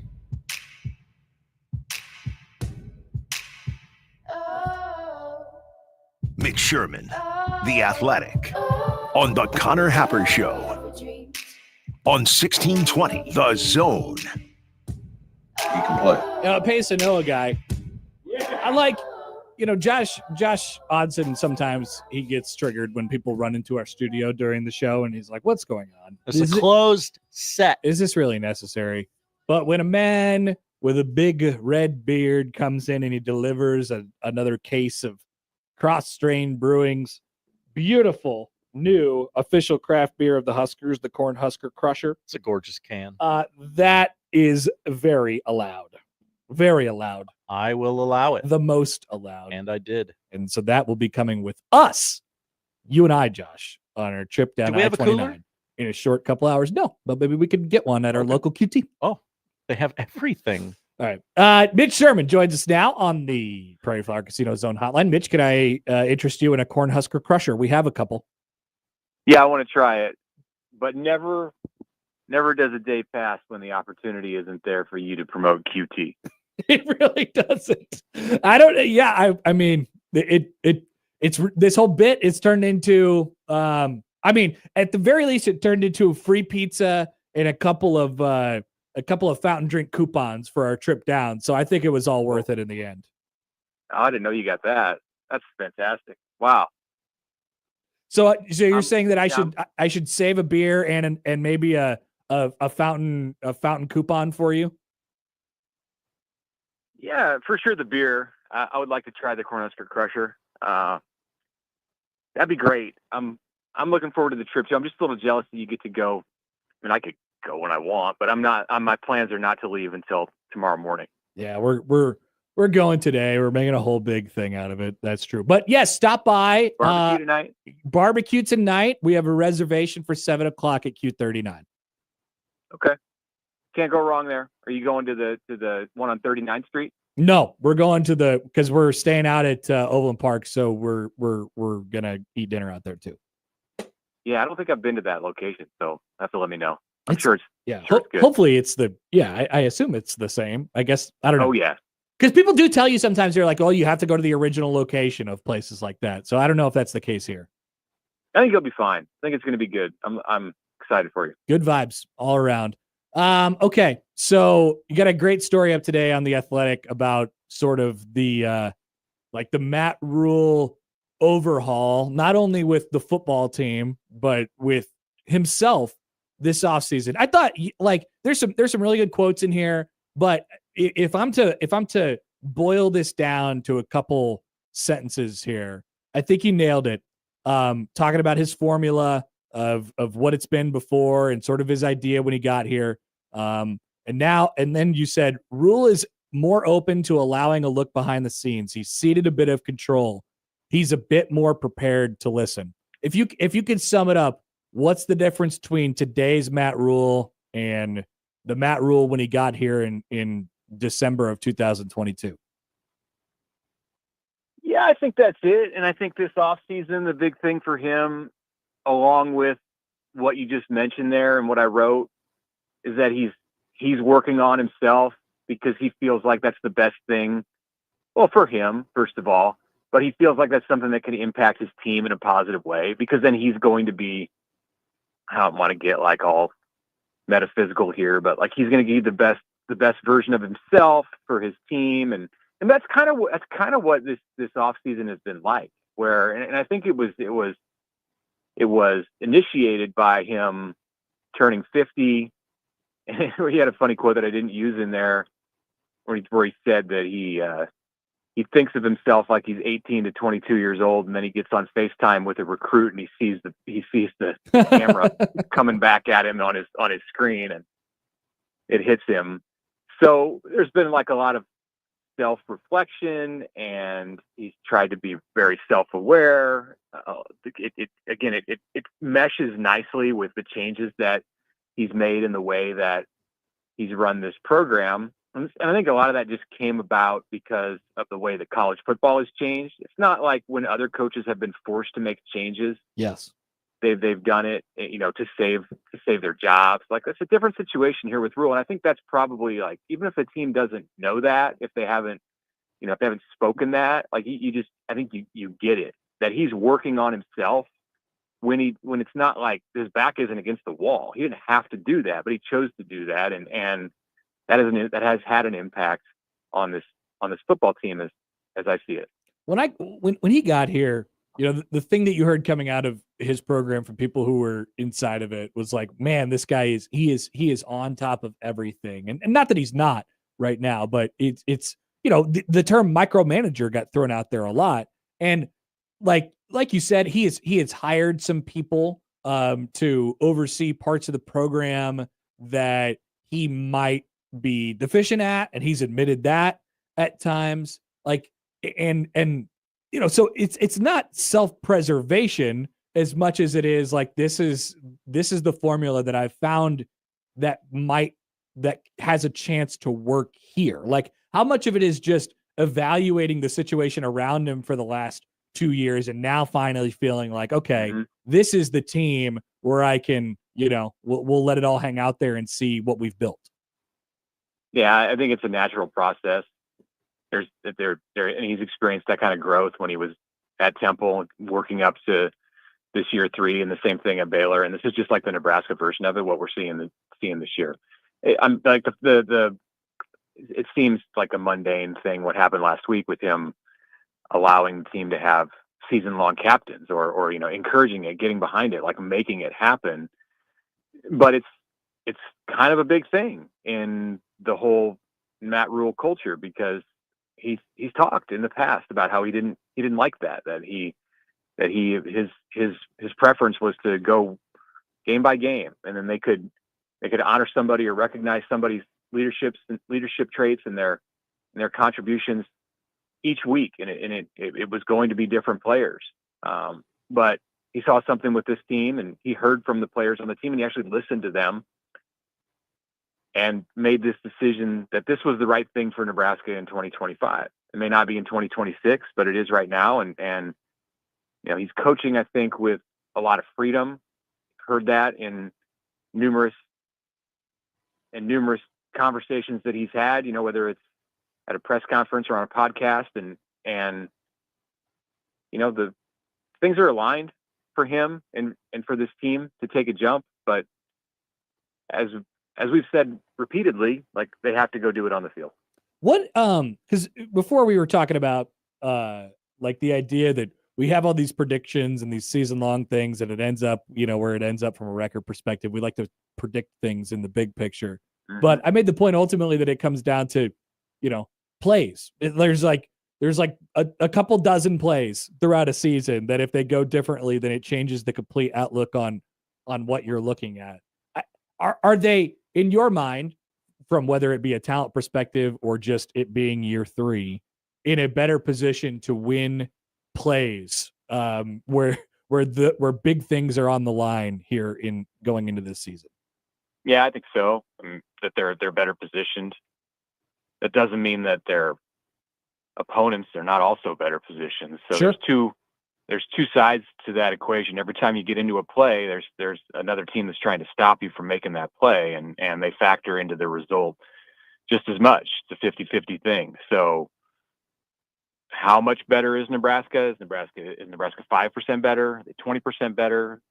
What about their opponents? What about the other environmental factors that come into play? Like, that's all going to determine whether they actually make those plays. And I like their chances right now to do it more than I felt it at any point really last season. Last season they had a true freshman quarterback. Last season they had a largely dysfunctional offense for the majority of the time. Last season they had special teams that they couldn't consistently rely on. And there's hope that all of that has changed. Well, that the experienced quarterback part has changed, that he's got 13 games under his belt and another offseason. I think the offseason that he had over the past 9 months is as important as the 13 games that Dylan Raiola played last year. So the offensive leadership is new. The special teams leadership is new. Like a lot of the things that go into making those plays, they've addressed. So maybe they'll get an opportunity tomorrow night to be in one of those spots where they have to make a play.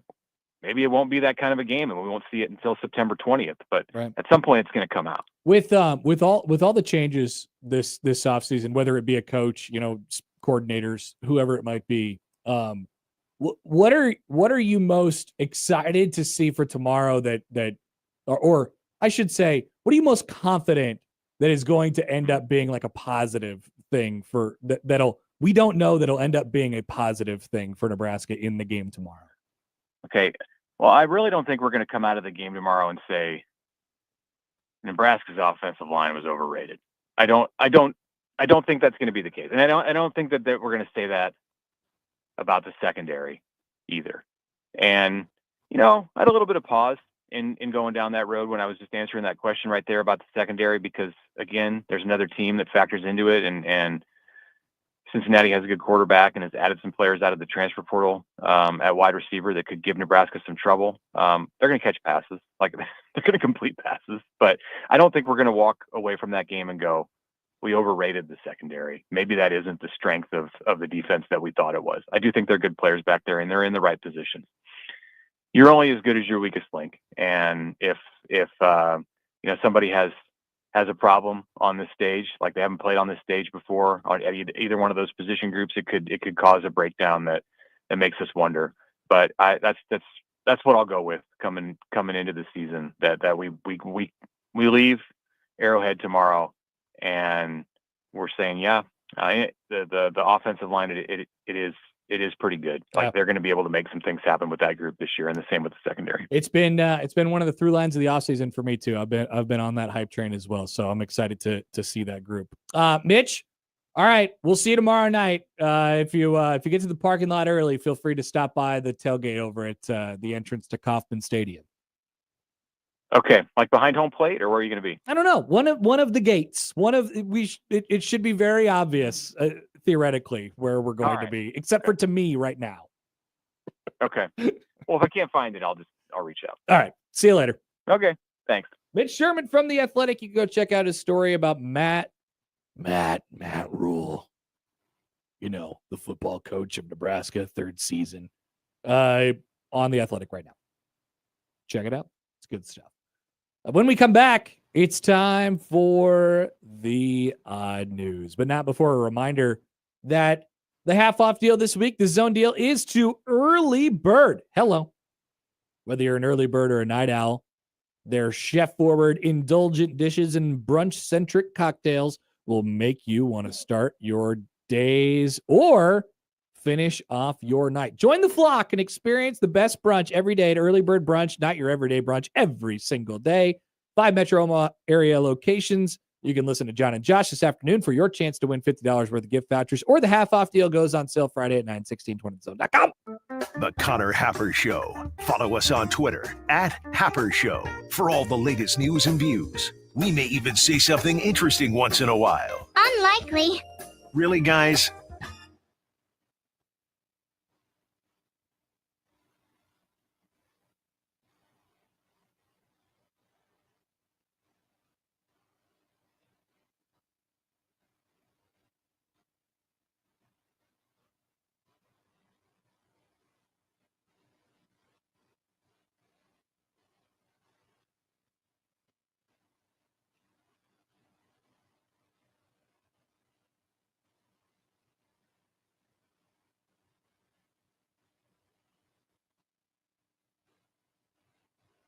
John Higgins Weather Guard, Omaha's roofing, gutter, and siding company, would like to thank our new customers affected by this year's spring and summer storms. We appreciate you hiring and trusting us to repair your roofs and homes. You made the call. No one has installed more Da Vinci roofs, and there's a reason why John Higgins Weather Guard is the nation's leader. Community member, community supporter. John Higgins Weather Guard, the home of the roofery. John Higgins Weather Guard. Make the right call.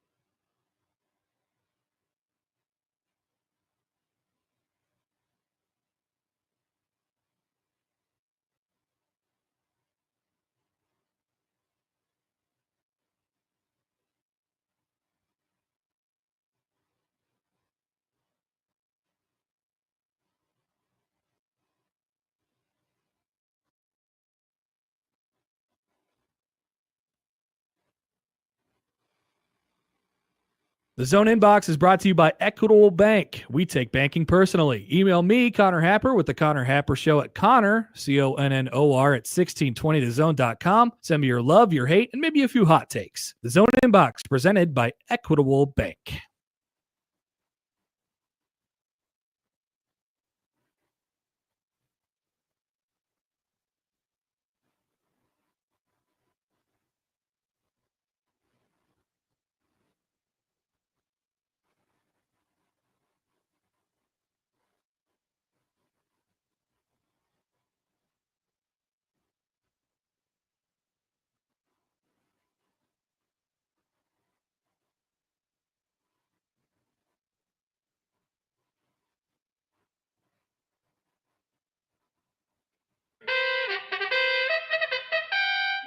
And now we've reached the point in the show where Josh Odson reads the peculiar, the bizarre, the comical, the odd news with Odd Son.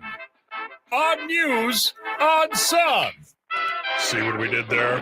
The odd news with Oddson. It is time for the odd news. Just realized during the break that the new case of beer that Doug from Cross Strain brought by, they were tall boys. Hello. That's what they're selling in the stadium. Doug also mentioned while he was here that the sales for the Cornhusker Crusher are going, I believe the quote was, very, very, very well. Very well. There were some very incredibly well. Yeah. Things are going well, which makes a lot of sense. He was pleased. Herbie's doing numbers right now. So, yeah, you can catch us with a fresh case of Cornhusker Crusher on our road trip. We will not be drinking and driving. Thank you for asking. But we might have a couple extra at the tailgate tomorrow. You never know. Come say hello. Come you never know. Say hello.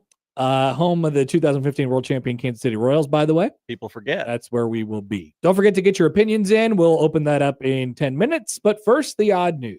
Many people sent me this story yesterday, and I thank them all for it. Thank you, many. Former NBA star Rajon Rondo, starring at another sport in his post-basketball career. Really? He won 2 NBA championships, people forget. One with the Celtics, one with the Lakers, if you count the bubble title.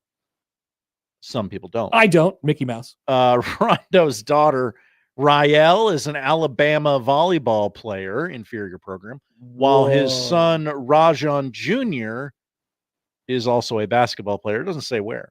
Dad's professional hoops days may be done, but he's taken up flag football. Whoa. He's got to be a superstar at flag football. Well, Connor, there was a report that he was the top-ranked flag football quarterback in America right now. Not surprising. While that's awesome, and he does, the attached video on social media does look like he's got a cannon for an arm. The USA flag football account was quick to come out and say, oh, these guys, that is not the number one flag football player in America right now. These guys are always defending their flag football players. Well, Patrick Mahomes would never be better than our players. There's very special idiosyncrasies to the game that they could never understand. I think they'd be okay. There's an Olympics coming up, and they need to protect the sport. Yeah, of course. You can't have people thinking they can just do it. So Rondo, I loved Rondo. Man, I loved Rondo. Rondo, the thing that I was always infatuated with him, how crafty he was with the basketball. But I always felt like he was so crafty with the basketball because he had gigantic hands. He had such big hands, which I'm sure makes him good at flag football quarterbacking as well. Big hands. You could throw that thing a mile if you get the big hands. I would think so, yeah. I was not blessed with big hands. Tiny little sausage fingers. I won't comment on it. Big palms, tiny fingers.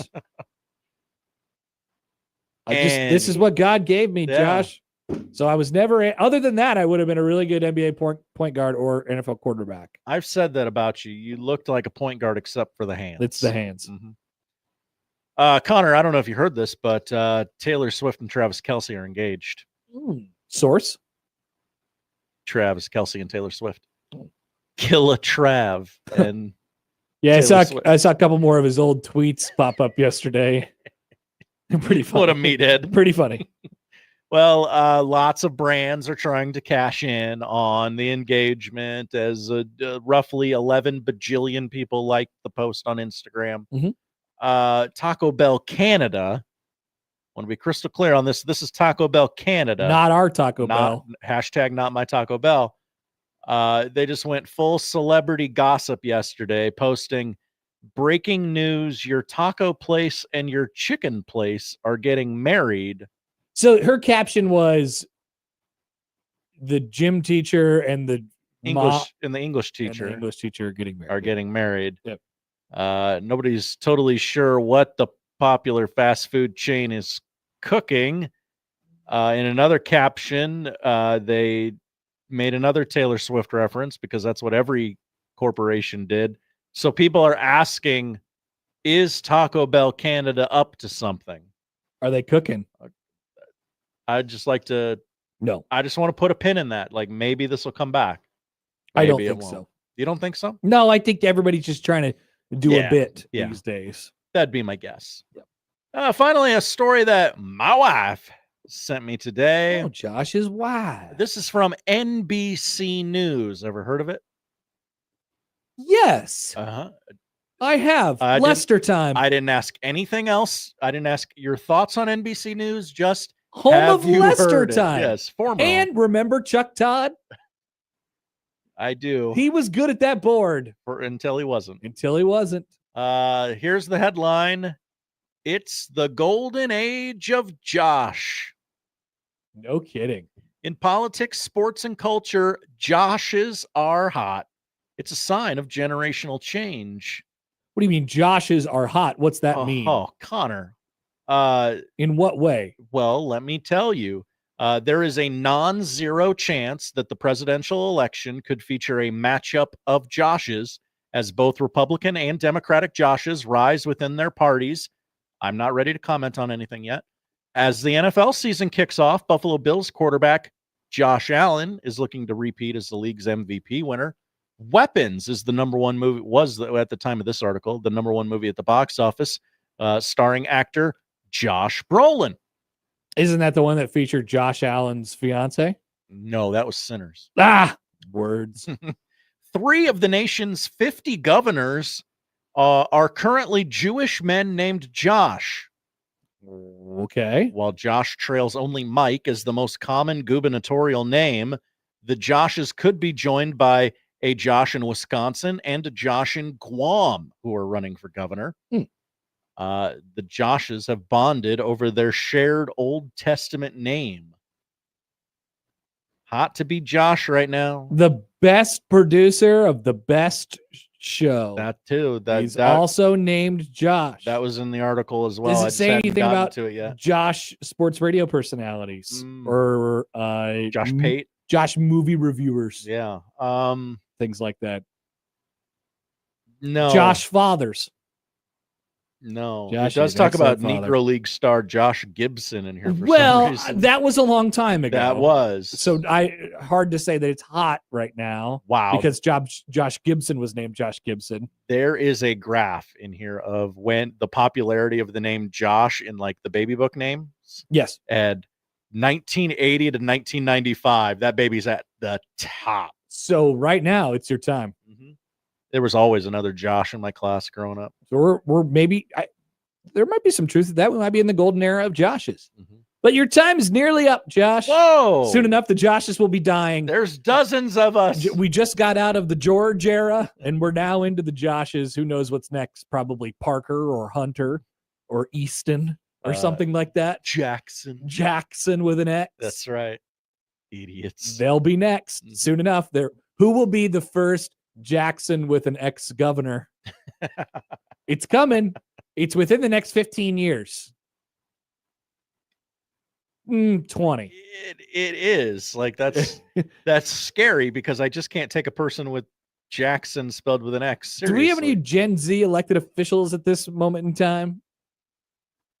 Oldest Gen Z. Turning 28 this year. Probably we do then. I guess the odds would say that we do, but probably not in a major job. Gen Z elected officials. Meet the Gen Z legislatures in the U.S. Okay. Maxwell Frost. He's a congressman. Maxwell. Yeah. Okay. Adam. Back in my day, they used to go by Max. Adam. There's a lot of Adams.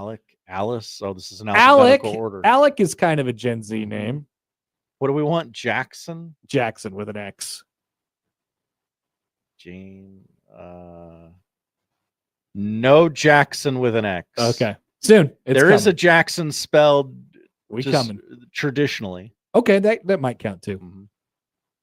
Do you think it's actually spelled with an X? But he's like, I just can't. It's not time. I can't out myself yet. Maybe in 15 years when there's more people like me. Oh, here's sayer of things. Nebraska Legislature Senator Julie Slama. She is a sayer of things. A sayer of things. Thank you, Josh. Thank you, Connor. Right down the middle with your takes. That's me. Right here on 1620 The Zone, the most bipartisan sports radio host. It's an open tent, and everyone's welcome. Good job by you, Josh. You are reflecting well on the other very popular Joshes. Thank you. The noon hour is next. I have an opinion. Many of you do. Share them with us. Coming up next on 1620 The Zone.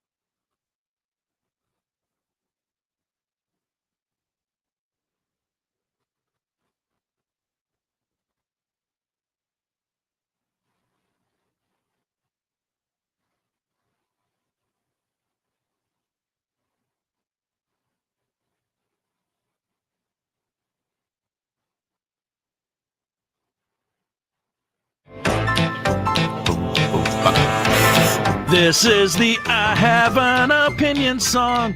Haven't done an intro yet. Need to get on that. Yeah. Okay. It is time for opinions from you. The most important voice of all. Yours. Although we don't have any phone calls. No, I can't talk and answer the phone. That's probably okay. We need Josh for this segment. But someone did say on the text line, hi, well, you know who someone is if I started it with hi guys. Hi, Pedro. Only a Josh could produce a sports talk show and star on the show, plus interview the guests. A great point by Pedro. We will start with Pedro on I Have an Opinion today as well. Oh, welcome in, Pedro. Hi, guys. I have an opinion. You cannot be a baseball fan if you have not gone to the Negro Baseball Museum in Kansas City. That is a great museum with fantastic merchandise in the gift store. Kansas City Monarchs versus Chicago American Giants, a great rivalry. They have great nicknames and great players. Do yourself a favor and check it out. A great opinion by Pedro. It is truly a moving experience. Like dead serious. Yes. Like I've been to two museums where I've been like, whoa, what did I just experience? That one and the 9/11 museum. Okay. I was like, what? Now I haven't been to that many museums, to be honest with you. But I gathered after I walked out, I was like, holy smokes, that was a lot. It was kind of heavy, yeah, in a way too.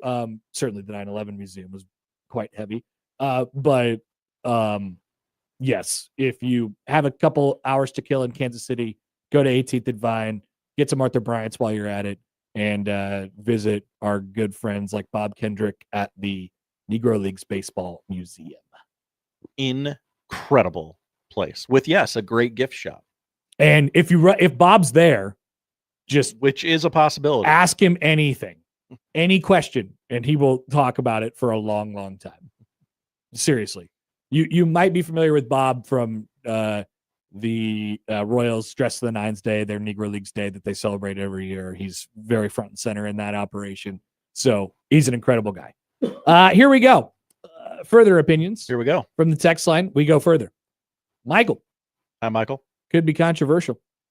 I have an opinion, Connor. Casey's is by far a better gas station than QT. The pizza alone destroys a QT pizza. The other food options also destroy QT, along with what I feel like are better drink options, including their coffee. Even their fountains taste crisper. QT is the great value of gas stations when it comes to those options. I said it and I own it. Once again, that is from Michael, not me, who just received free things from QT. Michael, I want to know what magical Casey's you're going to that has things inside the store, because every Casey's I go to has two people outside on a smoke break, a shelf after shelf of empty merchandise. I have high opinions of Casey's. Okay. So I just want to say that I would love to stop at a Casey's, but QT just happened to be the most recent gas station to give me things. And I do find myself there often. There are options aplenty in the Omaha metro area. Chances are you're going to be running into a QT or a Casey's, basically wherever you're at. But some of it is about convenience. Yeah, it does matter which lines up best close to you or your place of business. Are you in the right place at the right time? So that is an opinion that has been shared. Here is Jesse. Hi, Jesse. I have an opinion. Matt McMaster is going to get incredibly drunk at the house, and everyone else is going to be lame for the sole purpose of making fun of Matt. I don't think that that's accurate at all. I think that's a wrong opinion. An hour ago, I might have agreed with you. An hour ago, I might have said, you know what? Matt's going to think I'm young, I'm bulletproof, I can do whatever I want without feeling the effects of it, and everyone else is going to be an old fuddy-duddy. But now another pallet of beer has arrived. Might be enough to get a few of us by. Changes the dynamic of the trip. Might there be a cocktail at dinner tonight? Who knows? I've brought just the thing that I'm some worried libations as well. The thing that I'm worried about is there's just not a whole lot of time to be sitting back and just getting absolutely ripped. Yeah. That's not what we're doing. I mean, I am of the opinion that everybody will be generally well behaved on this trip outside of their individual and very personal idiosyncrasies that we might have to get used to because we are in fact living together for 2 days. Josh and John aren't going to get there till 10. Yeah. Ish. Right. Like we'll be making fun of them quite a bit. For not getting maybe there they'll 10. have one. Do you think we should skip out on the crossover today and just leave? That'd be funny. People do leave the crossover sometimes. Sometimes they have to go to press conference. You got to go to a press. I'll tell them I got to go to the press conference. It's in Kansas City, and I got to go right now. He's got to ask me questions on the car ride down. No, we're staying for the crossover. Here's Tom in Cincinnati. Hi, Tom with an H. Not that Tom with an H in Cincinnati. Oh my goodness. Okay, from afar I could see this, but Tom sent us a picture on the text line. Well, he sent us an opinion and then a picture. Let's do the picture first. I have another opinion. Josh is doing the show from a Chipotle in Cincinnati, and I gotta say, from afar, it does kind of look like you. I will put the picture up on the stream. Okay. Up close, it's not. Okay. Also, this person is wearing a jean jacket. They're back. Do you wear jean jackets, Josh? No, but my wife does. Yeah. But do you wear jean jackets? No. Could you wear a jean jacket to recreate this picture from Chipotle in Cincinnati? What am I doing there? You thought it was. It's like, wait a minute, is that me? Tom, with an H. That is a heck of a text. Josh kind of. All right, I see it. Just get the Chipotle cup. Wow. Did I wonder if Tom went up and said anything? Hey, you Love look the like show. Josh Odson. Yeah, I get that all the time. Who is that guy? Josh, take off your headphones. Take Okay. off your headphones. Turn to the left. Sit up forward a little bit.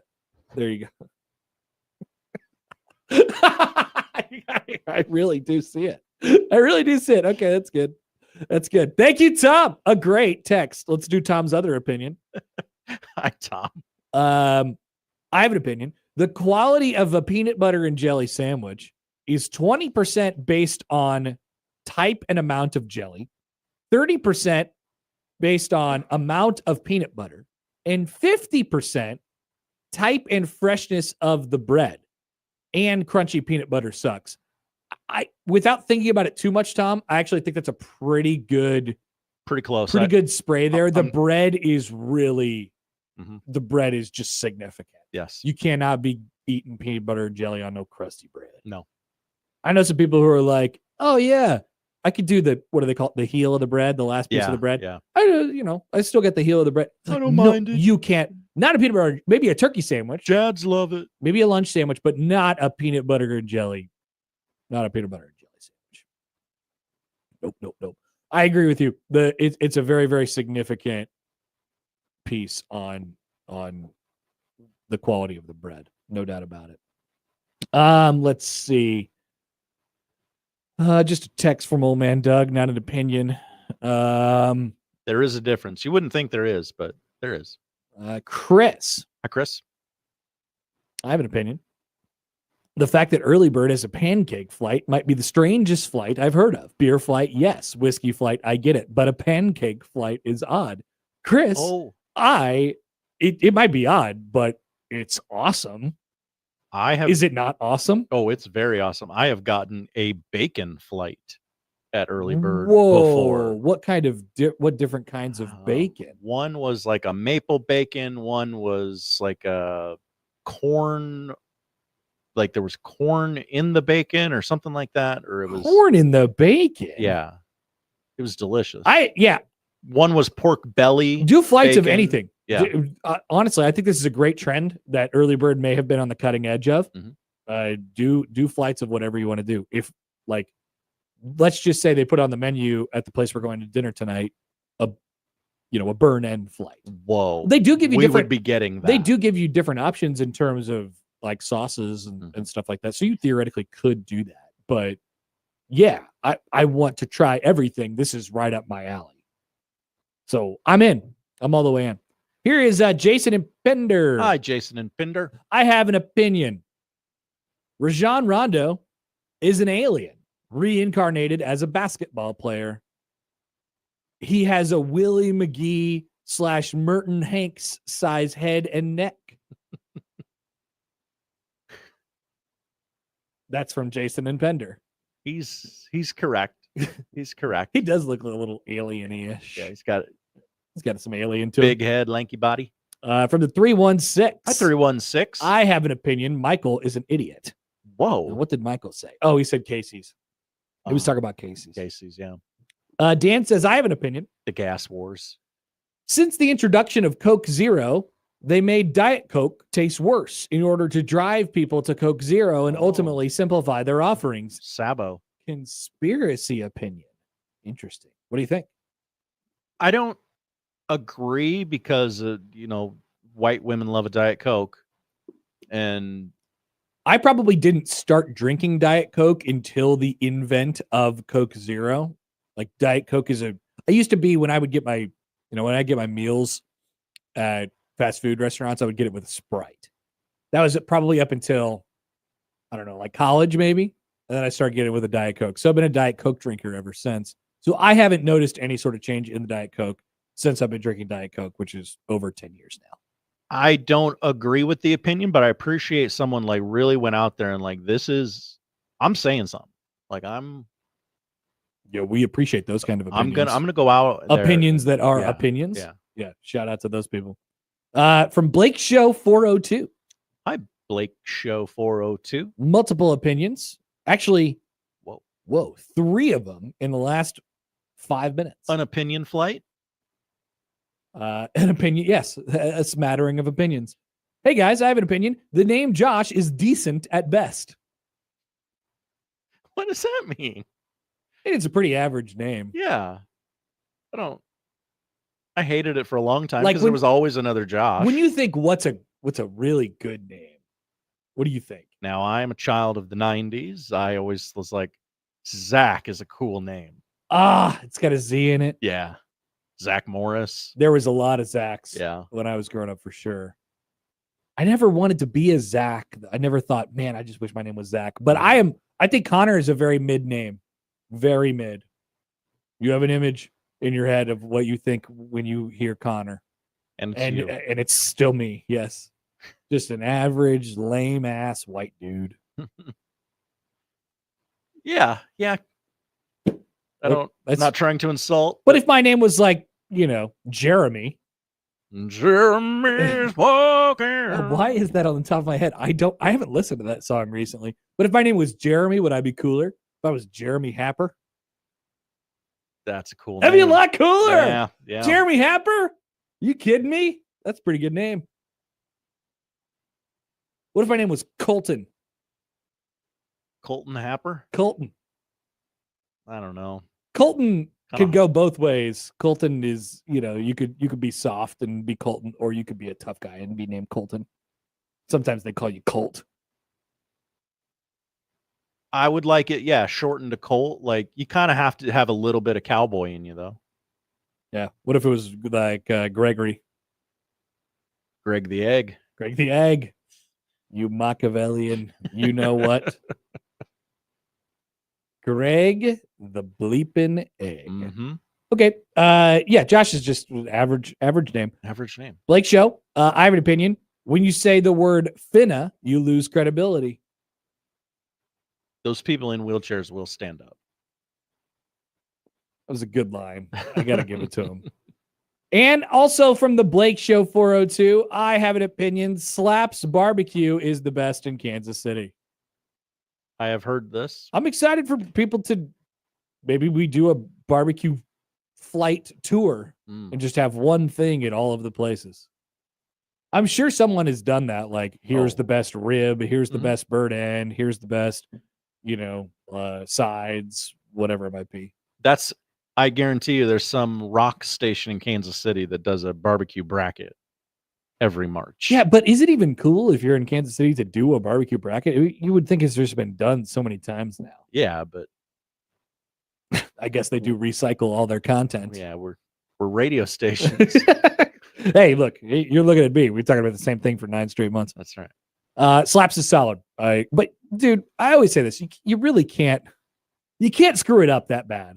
If you're at one of the 7 to 10 places that everyone has recommended, you're going to be fine. You're going to be just fine. Is it busy?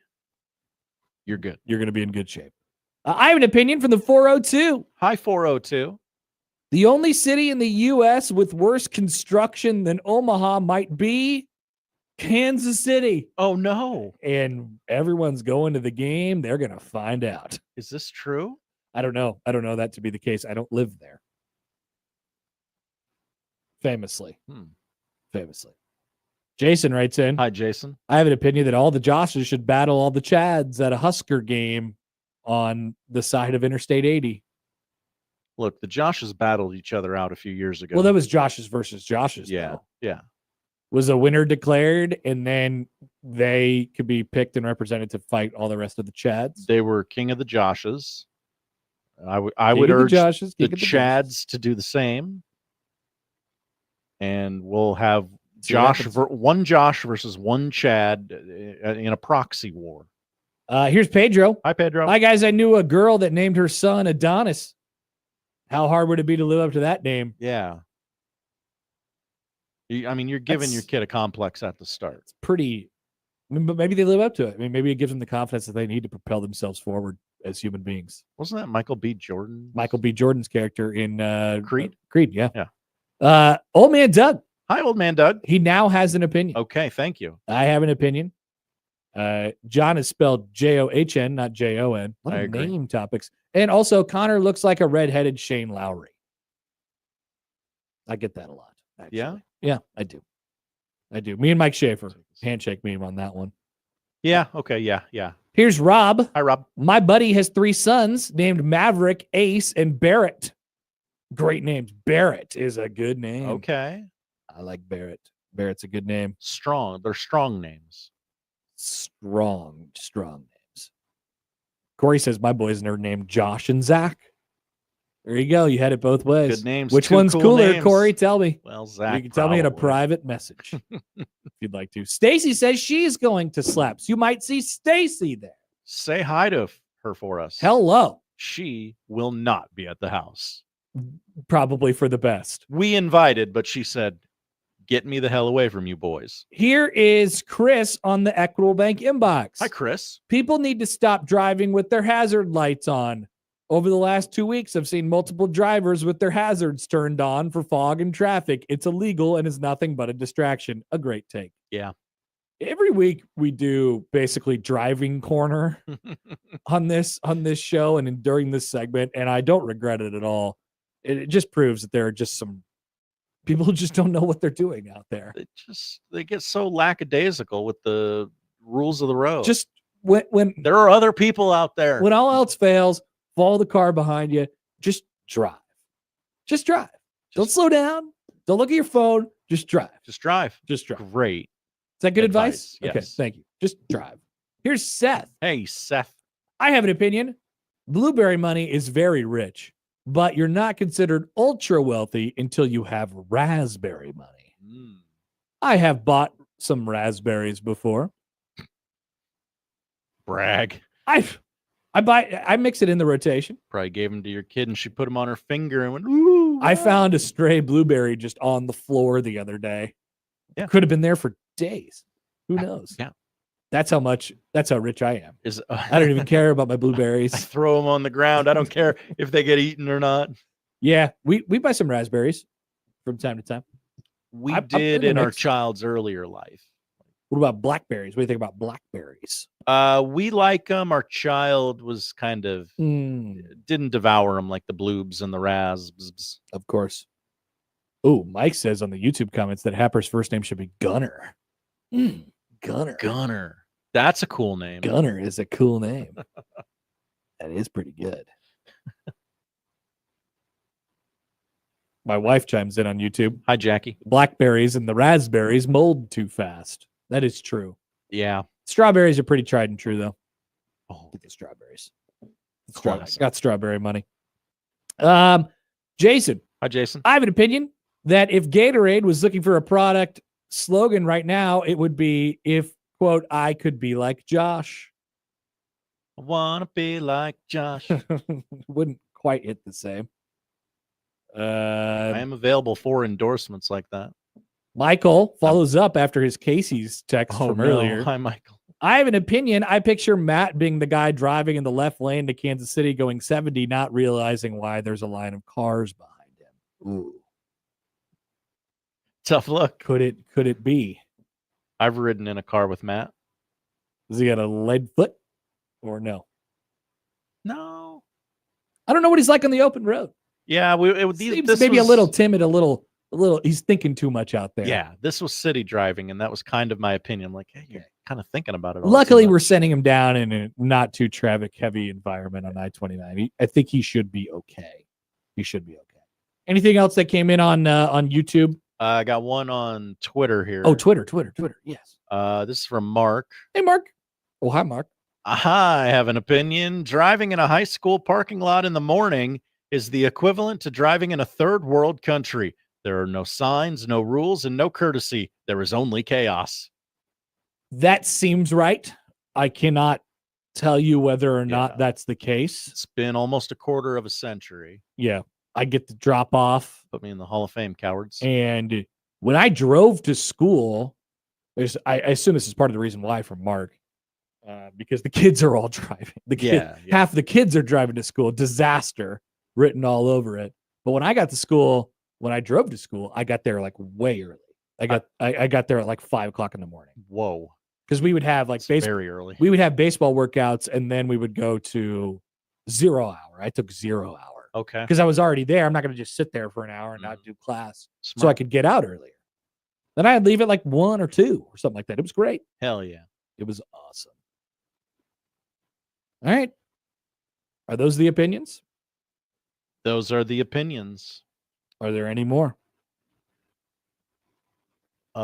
Michael Severe loves the Trey Palmer to the Saints move. That is his opinion. Mm-hmm. Michael, the Saints are going to be so bad. That's your opinion.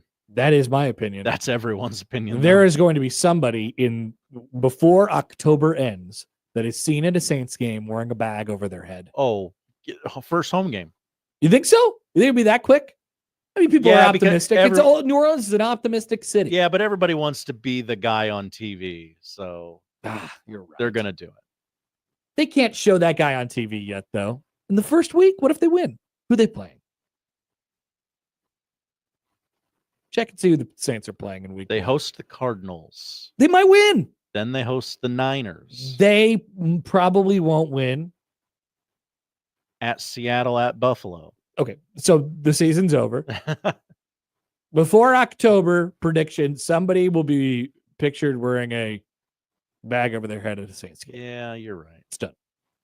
Sorry, Michael. Trey Palmer will wake up pissed off. That's true. Many a day. That's true. All right, we'll be back, of course. If there's any stray opinions, you could feel free to send them our way. We like to get to a couple more after the break, and we will continue on the Connor Happer Show on 1620 The Zone.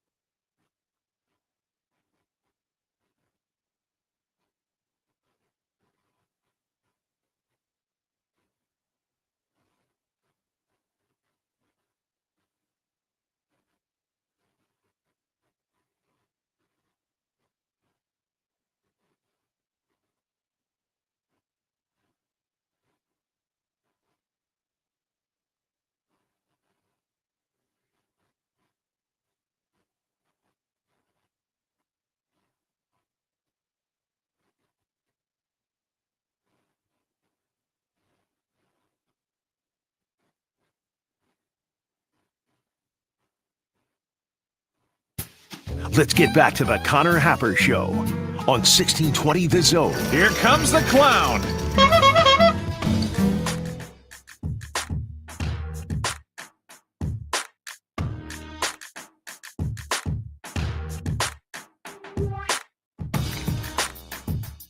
Look at that graphic. Big Red Overreaction, your go-to live post-game show, Nebraska at quote-unquote Cincinnati, featuring everyone. Notice how white everyone is besides me. Yeah. I hadn't picked up on that. They did have us, when we took those pictures, it was 190 degrees, and they were like, all right, here we go. Stare into the sun, because that's where the good lighting is. That's right. I was like, well, I'm staring into the sun. This doesn't really work, but I'm looking good right there in that picture. It is pretty bad. You look like you're like doing a guest spot on CSI Miami. Why am I in the middle looking like that? And everybody else is like, I'm going to do sports radio. And I'm like, I'm going to be, yeah, I'm that guy on CSI. Yeah. I don't know. That's how the pictures turned out. We got what we got. Because sometimes Nebraska football is a crime scene and it needs to be investigated. Nice. That's where Connor Happer comes in. Nice, Josh. Connor Happer investigates. Yeah. It's time to get this investigation kicked off. Here's Christopher. Hi, Christopher. I have an opinion. The next time Connor is out, Josh needs to take the day off and make Nick Grimm produce. So Nick Grimm is in here by himself talking to himself for 4 hours. I don't think anybody wants that. Only Josh gets that responsibility. And only when he wants to. Only when he wants to. Yeah. When I want it, I take it. I don't always want it, though. He doesn't always want it. Michael. I'm Michael. I have an opinion as a music collector. Bring back music stores. I need more than Homer's and Barnes and Nobles to buy new releases locally. It has become the hottest medium again, with even CD and cassette styles. Yes, cassette increasing year over year, and yet you can't find them anywhere. Bring back the music lands, the sections at Best Buys and Targets. Make music buying great again. Hello. That's what Michael says. Really? Music, like hard copies of music are back? For some people, not me. Well, that would be awesome. That would be great, because then I could get out all the mixtapes I made for myself when I was in high school. Oh, and be cool again? But I don't have anywhere to put them. I don't have a thing that would operate a CD. Oh, okay. You got. Do you have anything? I might have an old boombox. I know my dad definitely has one or two. My car has a 6-disc CD changer. 6 discs, Josh? Yeah. Do you have the big folder in your car with all the CDs? I do not. I have the center console has some old CDs in it. My car hasn't done CDs in 2 cars now. I believe the Black Panther soundtrack is the last physical CD I bought. Wow. Sometimes every now and again I plug in my old iPod and that feels old. I would like to listen to a CD. The quality was so good though. The quality was awesome. It really was. Just imagine what it was like on vinyl. The quality was bad on cassette. But people are buying up the cassettes. I know, because they're older. Ooh, they're vintage. Ooh. Yeah, but it was awesome when they went from cassettes to CDs. It was. Right? I mean, I don't know this. Stibbs, I know you're in the chat. Like, that's true, right? From a quality perspective, it got a lot better when we went from CDs from cassettes. I remember being so annoyed at the cassettes. Rewinding the cassettes, flipping over the cassettes. I mean, that was a pain in the butt. And it didn't sound as good as the CD. The CDs were so clear. Oh, I could pull out some old CDs. That could be a bit on the show for next summer. Get old CDs. Do we have a CD player still hooked up in this radio station? Looks like good. It looks like it used to be right in that hole right there. Yeah, that'd be my guess too. right.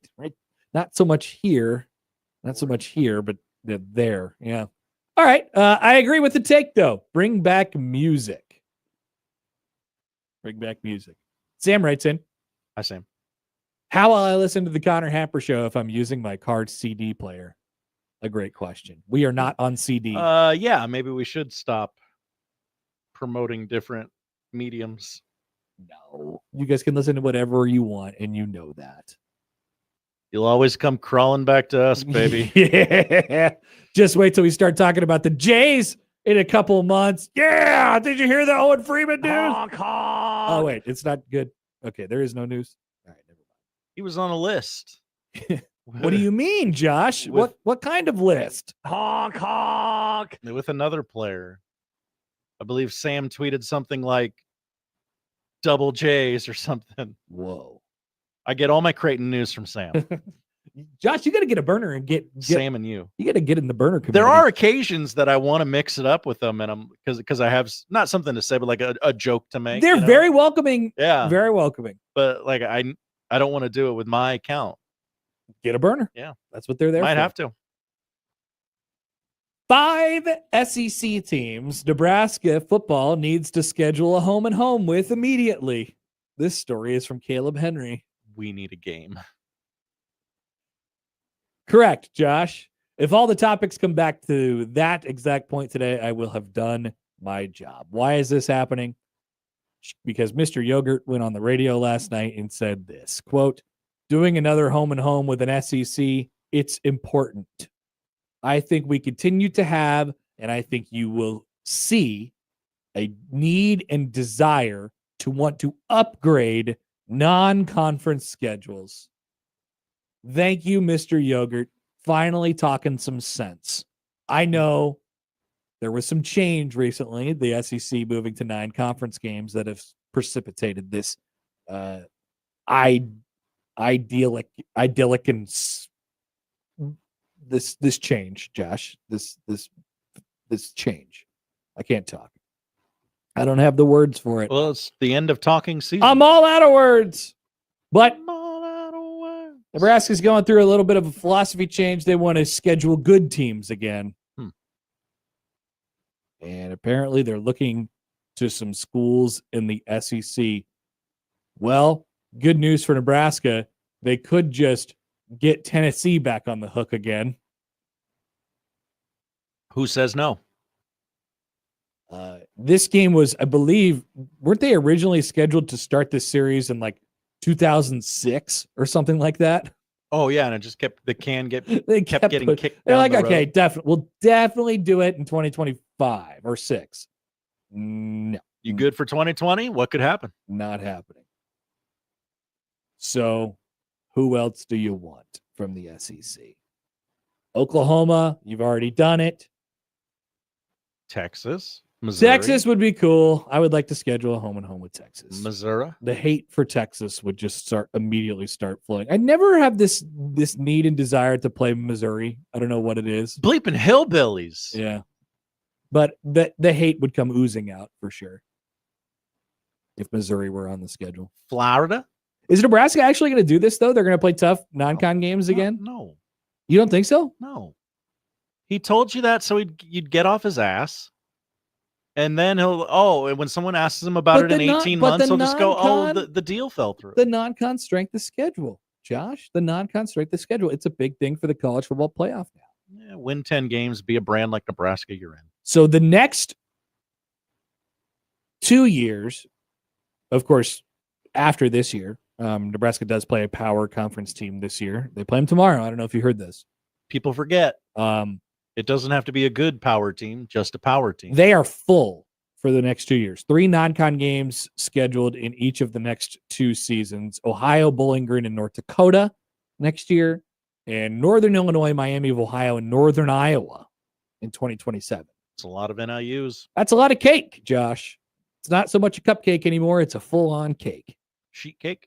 2028, Arizona enters the fray. That's a power team. It is technically, along with UTEP and South Dakota State. Watch out. Dan Jackson? Yeah. Well, if he's still there, Jacks are coming to town in 2028. And then finally in 2029, there is an opening. Nebraska's already going to Oklahoma that year. So there's your SEC team. Not going to be filled with another power team. Yeah. 2030, Nebraska has the return game with Oklahoma. So, but they do have an opening, but it's not going to be a power team. You wouldn't think. And then 2031, they go to Arizona, the return trip to Arizona. And then they have 2 openings that year. So the next year in which Nebraska has either an opening on their schedule and so they have an opening on their schedule and are not already playing a Power 5 team in the non-con. Does that make sense? Yeah. They have both an opening on their schedule and are not already playing a power team in their non-con. Will be 2032. 2032, which I know it's not really that long from now, but that one seems like a long way. It seems like a long way off. 2032. So that'll be the next time where Nebraska could, ask around, hey, would you like to come to town in 2032? We'll return the trip in 2037. We'll have a beautiful new stadium. Yeah, well, I don't know. Will they? Maybe. Will South Stadium be done by then? Will South Stadium be started by then? Who's to say? Who knows? Nebraska does have the return game with Cincinnati. Remember, this is a road game tomorrow. People forget. Nebraska has the return game with Cincinnati on the schedule for 2033. They'll have to wait to get their revenge against the Bearcats in 2033. Should they lose tomorrow night? Which they won't. Which they almost for sure won't, because nothing could go wrong. And then Oklahoma State is on the schedule for a home and home in 2034 and 2035. Lord.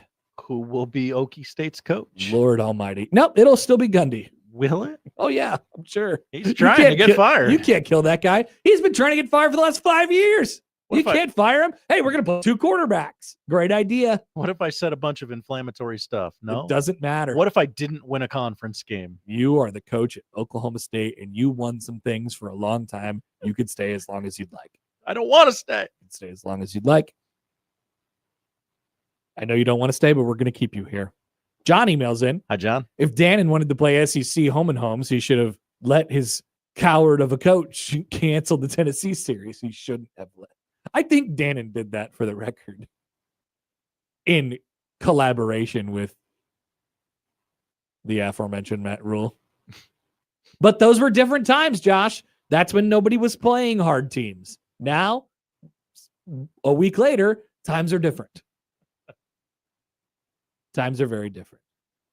Also, need the money. From Twitter, there's some buzz out there wanting us to make a CD mixtape of all of our best segments. Oh, like those old phone commercials? It's basically like Kids Bop. Yeah. The Connor Happer Show. You'll get brown and yellow or the same thing. Sam writes in, I want the Connor Happer Best Hits 14 disc box set with late night ads. It's just a combination of like all the most popular things that we did like in any given year. I would buy those CDs from time to time where it was like, here's 2004 all on one CD. And I'm like, whoa, that's awesome. That was so cool. And then I realized that iPods could just do all of the music from any year.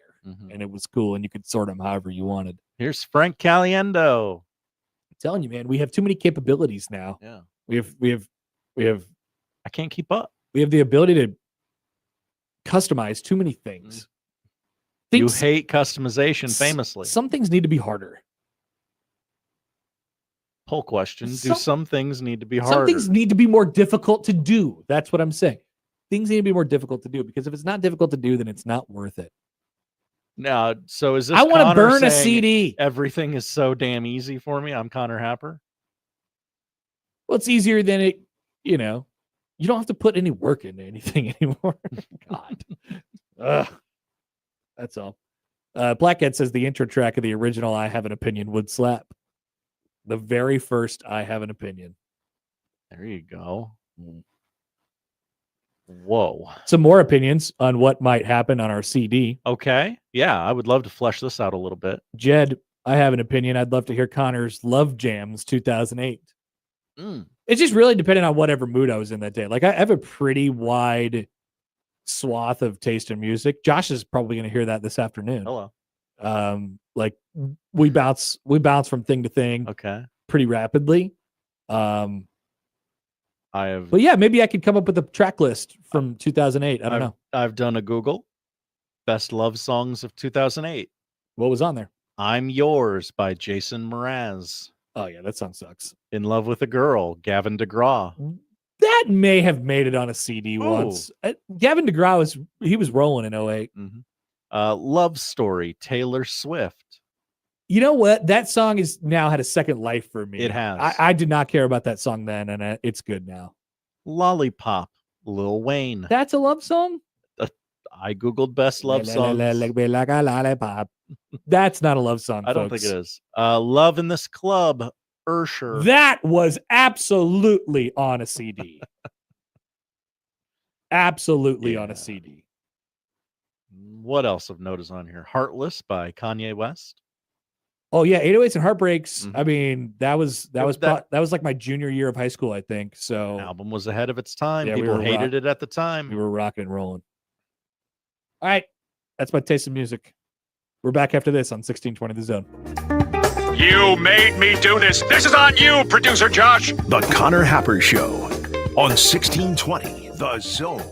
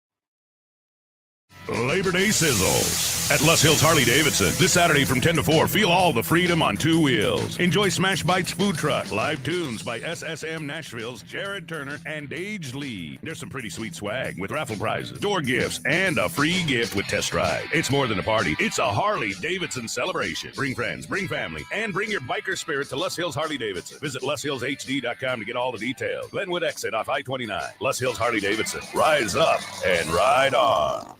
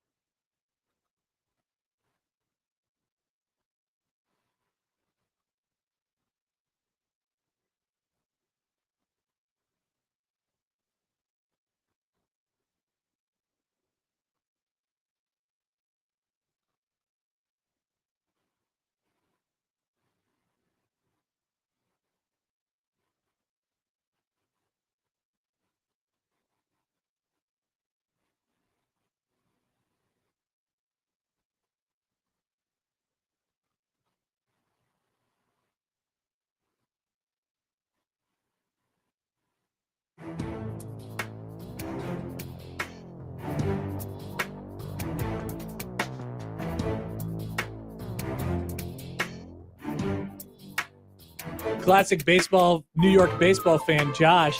What? Well, you were excited because your manager was yelling at umpires. Isn't that what every New York baseball fan wants out of Aaron Boone? Why don't you just sit in the dugout and do nothing? Why don't you just sit in the dugout and do nothing? How about you do something?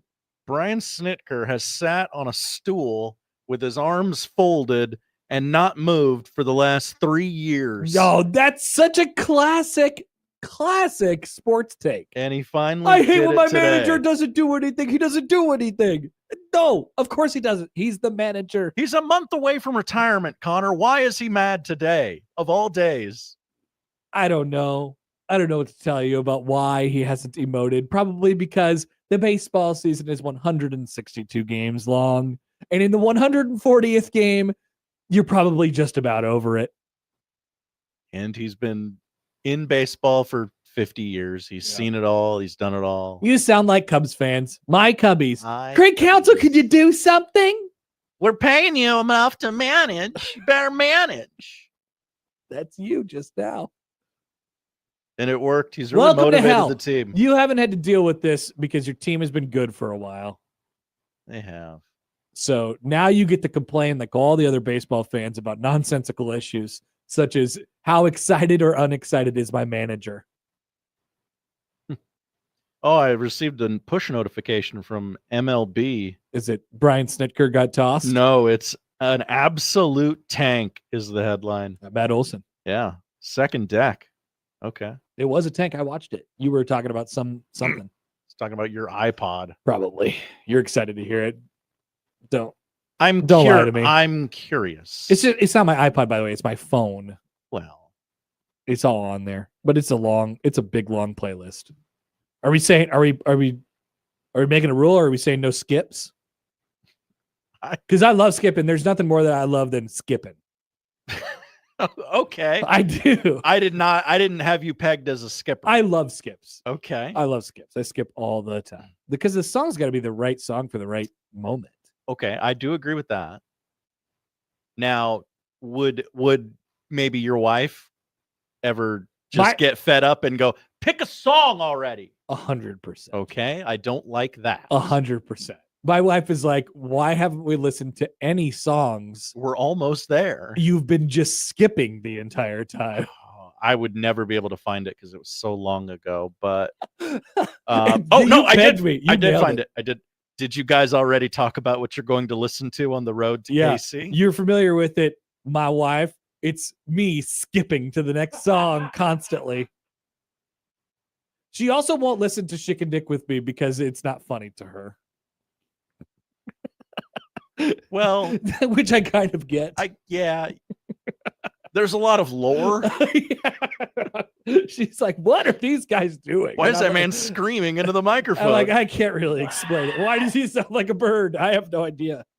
But like, we can't listen to that because she doesn't like it. Why are they playing clips of Seinfeld off of a 1997 iPod Touch? No. Ozzy Albies just hit a 3-run home run off the foul pole. Ozzy! All right. There you go. That's 3 homers in 2 days for him. There you go. You're beating the Marlins. He's hot. And the people wanted to sell on Ozzy this year. Idiots.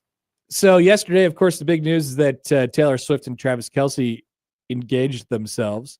And many took to social media to make jokes or do bits or make some sort of light to the biggest news in the world. Well, how about what we did, what the Cincinnati Bearcats did yesterday? Yes, the team that Nebraska plays tomorrow and the alma mater of the Kelce Bros. People forget. The royal family in this case. They tweeted this out. They're engaged. Are you? And I said, what do you mean by that? Yes, Cincinnati Bearcats. Are you engaged in our season? Like, yeah, I am. Write a love story of your own this season at Nippert Stadium. We're selling a limited number of tickets to the Northwestern State and UCF games for just $13. And AKA, we can't give these away. Please take them. And making even fewer season tickets available for $87. Oh, 13. 13 is Taylor, and then Travis is 87. Uncle Trav. Season tickets for $87? You can go to a season ticket. You could get a season ticket to the school that Nebraska. Well, you can't anymore. They're out. They're unavailable. Oh.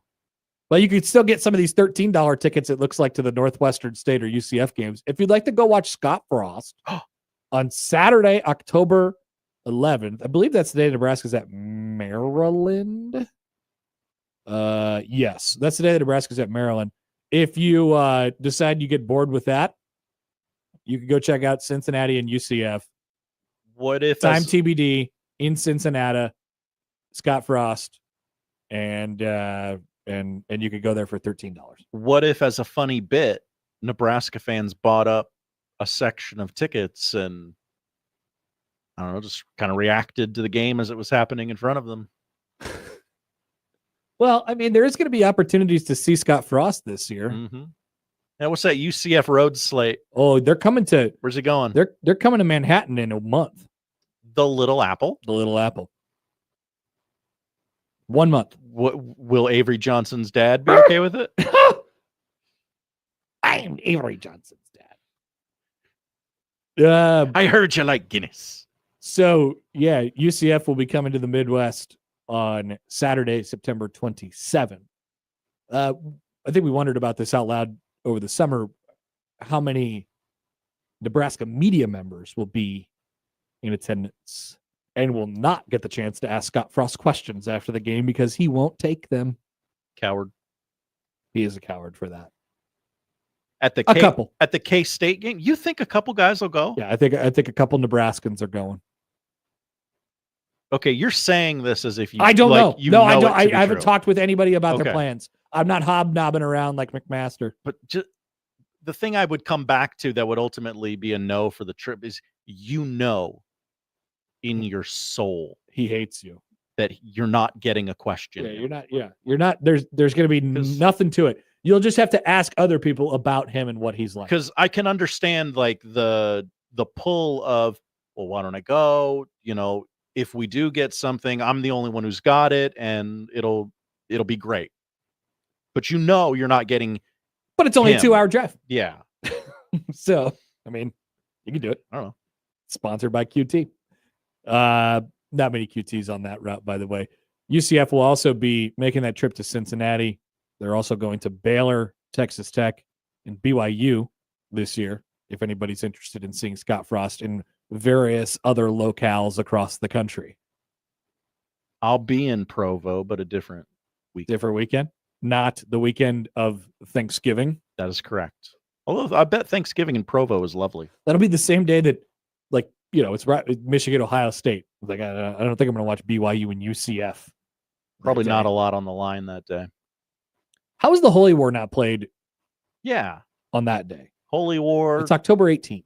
Thanksgiving. Ridiculous. Week, what have they done to our rubber, schedules? Yeah. It's just not right what they've done. A couple comments. One from Stibbs. Hi, Stibbs. As you suggested what the Nebraska fans should do when they show up to the UCF versus Cincinnati game on October 11th. Yeah, you react said that to they the game should as it's happening. react to things as they happen in front of me. That's what Stibbs says. I love to react to things as they happen in front of me. Don't we all? Yeah, we're not so different after all, Stibbs. Yeah. We all like to react to things as they happen in front of me. Just find the common. I say it that vague because I literally have no idea what Scott Frost is going to do. It could be anything. Could be anything. Walk out at the end of the third quarter and quit. It's possible. I cannot rule it You out. think he's going to Antonio Brown it? I think of the coaches in Power 4 football, he's in the top 10 of I'm just going to walk out in the third quarter and quit my job. Okay. Just so we're clear, it's highly unlikely that would ever happen, ever. But because you get so much money to stay and get fired. I understand that. But you're saying that if there was a person to do it, he'd be high up on the list for most likely. Mm-hmm. Yes. I don't disagree with that. Actually. Okay. Sometimes I think his head is going to explode. Give me your top 10 whiny baby coaches. Yeah. Okay. Just coaches who say, quote, I don't need this. Yep. Yeah, he might be pretty high on the list. That's right. All right, 1 o'clock hours coming up next on 1620 The Zone.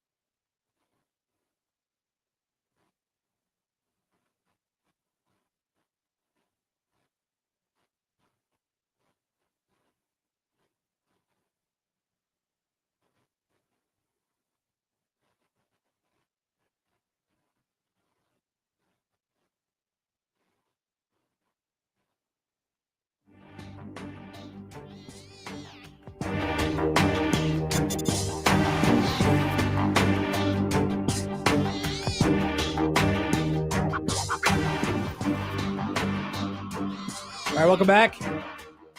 I'm Connor Happer. Here's Josh Hodson for the indoctrinated to the Connor Happer Show. Again. Welcome back, football fans. It's a big tent. You're all welcome. Some sickos are back in the comments. Angriness is back in the comments. Yeah. Personal call-outs are back in the comments. I have a call-out. I have a call-out. Yeah, if anybody wants to... good segment. If anybody wants to beef with somebody in the comments, you just fire right away. We'll watch. Yeah, what other shows will ban you from the chat? Not us. Now, it's very unlikely you'd get banned from the chat. Unless you're a porn bot. There's a couple words that I'm like, okay. There's a line. We all know where it is. If you say those words, you're out. But other than that, personal attacks are great. Yeah. They're totally fine in my book. Entertain us. Yep. That's for me. All right, so mention this a little bit. This is a Nebraska football topic, okay? You said there weren't any. There's really not any. I heard different. So Mitch wrote the story that came out today about Rhule's, journey, his off-season change. It's all in adaptation to this team. He thinks he has a team that can handle it, that's got the culture part ready to go. Basically, so he mentioned something yesterday in his press conference after Matt McMaster asked him a great question. Wow. That's just Rhule's words, not mine. So one of the things we knew about Rhule is that he's sort of like a control freak. Remember when I asked Coach Stroh yesterday, like coaches are kind of control freaks. Do you need more time? Are you the type of guy that needs more time? There are coaches I think that get to this point in camp and they're like, I just don't know. We're not ready. We don't have every little bit buttoned up. I don't know what we're going to get when we go out there. And there are some coaches who reach that exact point and they see the exact same thing and they say, well, guess what, baby? The only way to know is go. The only way to know is to watch the stupid game and we're going to see what we are. Know before you go. And I think Matt Rhule has changed from being the first type of coach to the second type of coach over the last, if I'm to kind of put it in a nutshell, I think he's changed from, and it's purposeful. He has adapted. It's not like he happened upon this journey of personal improvement or anything like that. Like, I think it is highly adaptive to the team he has and the culture that he has established. When he got here, and I said this to Mitch before, like he was and he might still be. He was a control freak. A button pusher, I think according to a lot of people, a tough guy to work for. He had to make sure everything was right in the early stages. He was really, really hands-on in everything that went on around Nebraska football, how the program was reflected, how it played, what its players did, how they looked in front of others. It was highly, highly curated and thought of by Matt Rhule. Fast forward to right now, and I think that he thinks that they've done enough work in that category from the culture standpoint, from how the program looks and the whatever, that he feels like they now have an opportunity to show it off. Come on in, take a look. Here's the podcast. Here's the confidential. Here's some walk and talk videos. And here's me kind of stepping away and trusting the rest. What do we always talk about with Mac, Coach Mac? Honk. Always comes back to Creighton. But what he has done a great job of is empowering his coaches to make decisions. And the only way to do that is you have to give them the ability to do it. They have to be invested. Just like it is for players. The only way to get better is to play. It's the only way to get better is to play. And I know coaches will tell you is like, yeah, but they got to be ready before I can put them out there. And I have to trust them. And they have to do this and this and this and this and this and this and this. Right. And I have to make sure that they will do this before I put them out there. And there's still a standard, not that there's not. But I just think Rhule seems a little bit more, we've created this. I like what we've created. We're in a good spot. I think we're talented. I think if you looked inside the walls of our program right now and you had fresh eyes and you were coming in from a different program, if you were a coach coming in from, I don't know, let's say Tennessee, like Mike Eckler did this offseason. Mike Eckler has had, some of this is just doing your job, but he's had a lot of really, really great things to say about Matt Rhule and the way he operates this program. But he's gotten to the point where he feels like he can open the doors and say, come look, we like what we are. We're comfortable with what we are. We're confident that our work matches everybody else's work in the country, or is better than everybody else's work in the country. We are confident that our facilities are awesome. We are confident that we have the best support and saunas and Starbucks and equipment staff. And we love what we are. That's the sense that I get from him right now. There's just that aura. And so people, the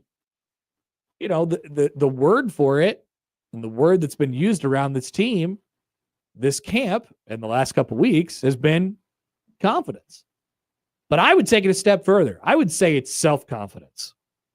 I think that it is a thing that comes from the top, meaning Matt Rhule, that they are really confident in the work that they're doing and that the work eventually will show itself during the games. And that's why he's doing these things right now. So if I'm to sum that up, I think that's the difference from Matt Rhule a couple of years ago. He wasn't ready to it wasn't pretty, it's pretty ugly. You look at that offense from a couple of years ago, it was bad. It was really bad. And they had guys who were working hard and they were doing the best they possibly could, but that thing was not ready to be shown off.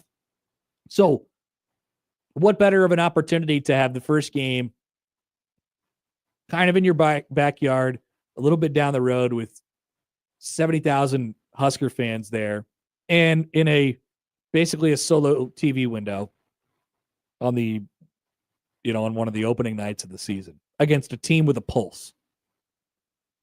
That's why they're confident, right? Because there's a lot, there's a lot of stuff that they've done and they've moved in the right direction to do so. So I don't know, man. That's the way I feel. He's said it a few times this offseason where I don't feel like I have to do that anymore, or someone else has taken that role up for me, freed me up. Like he's talked about the evolution of his head coaching position. I think this offseason. It's hard to say this, and I wonder what he would say to this. But like you said, he handed the keys out of the offense over to Dana Holgorsen. Some of that is because he has admitted that out of the two sides of the ball, offense versus defense, that he is less efficient at the offensive side of the ball than he is. He's just a better defensive coach than he is an offensive coach. So that's great. That's knowing what your strengths and weaknesses are as a head coach. But that's also saying, look, I think I got a guy inside the walls of the program who could do this, and I'll just step away. Awesome. That's great. That's both a sign of maturity from the head coach and a great call by putting that guy in the right position. Special teams, they become a problem. I know he loves Ed Foley, and he made a hard decision this offseason. And he brought in a guy that he admitted what he said about Eckler sticks with me. When the first time after they announced Eckler wasn't here yet, but they announced him, he was going to be the special teams coordinator. Rhule said, I kept hearing this guy's name, and my natural inclination was to be like, no, I'm not going to do that just because you guys are telling me to. And then it kept coming up over and over and over again. And then I interviewed him, and he's a psychopath, And he's totally not my style. He even had a mention in the press conference yesterday where he kind of made fun of him. He kind of made fun of Eckler a little bit just for being a whack job. Because he is. He's a wacky guy. He's a total freak. He said, oh, yeah, he was talking about what he was asked what they were going to do for walkthroughs in Kansas City and just a quick walk through the stadium today or something like that. And he was like, I don't know, Eckler's probably going to want to go out there and kick 50-yarders or something like that, like line it up. Just a little comment like that. I don't know. X got him running stairs today. That's not his style. That is not his style. That's not the way he coaches. But in order to get him to come here, leave his situation at Tennessee and come back here, you know what he had to tell him. He had to tell him, okay, it's yours. It's yours. It better be good. I'm out. It's yours, and it better be good.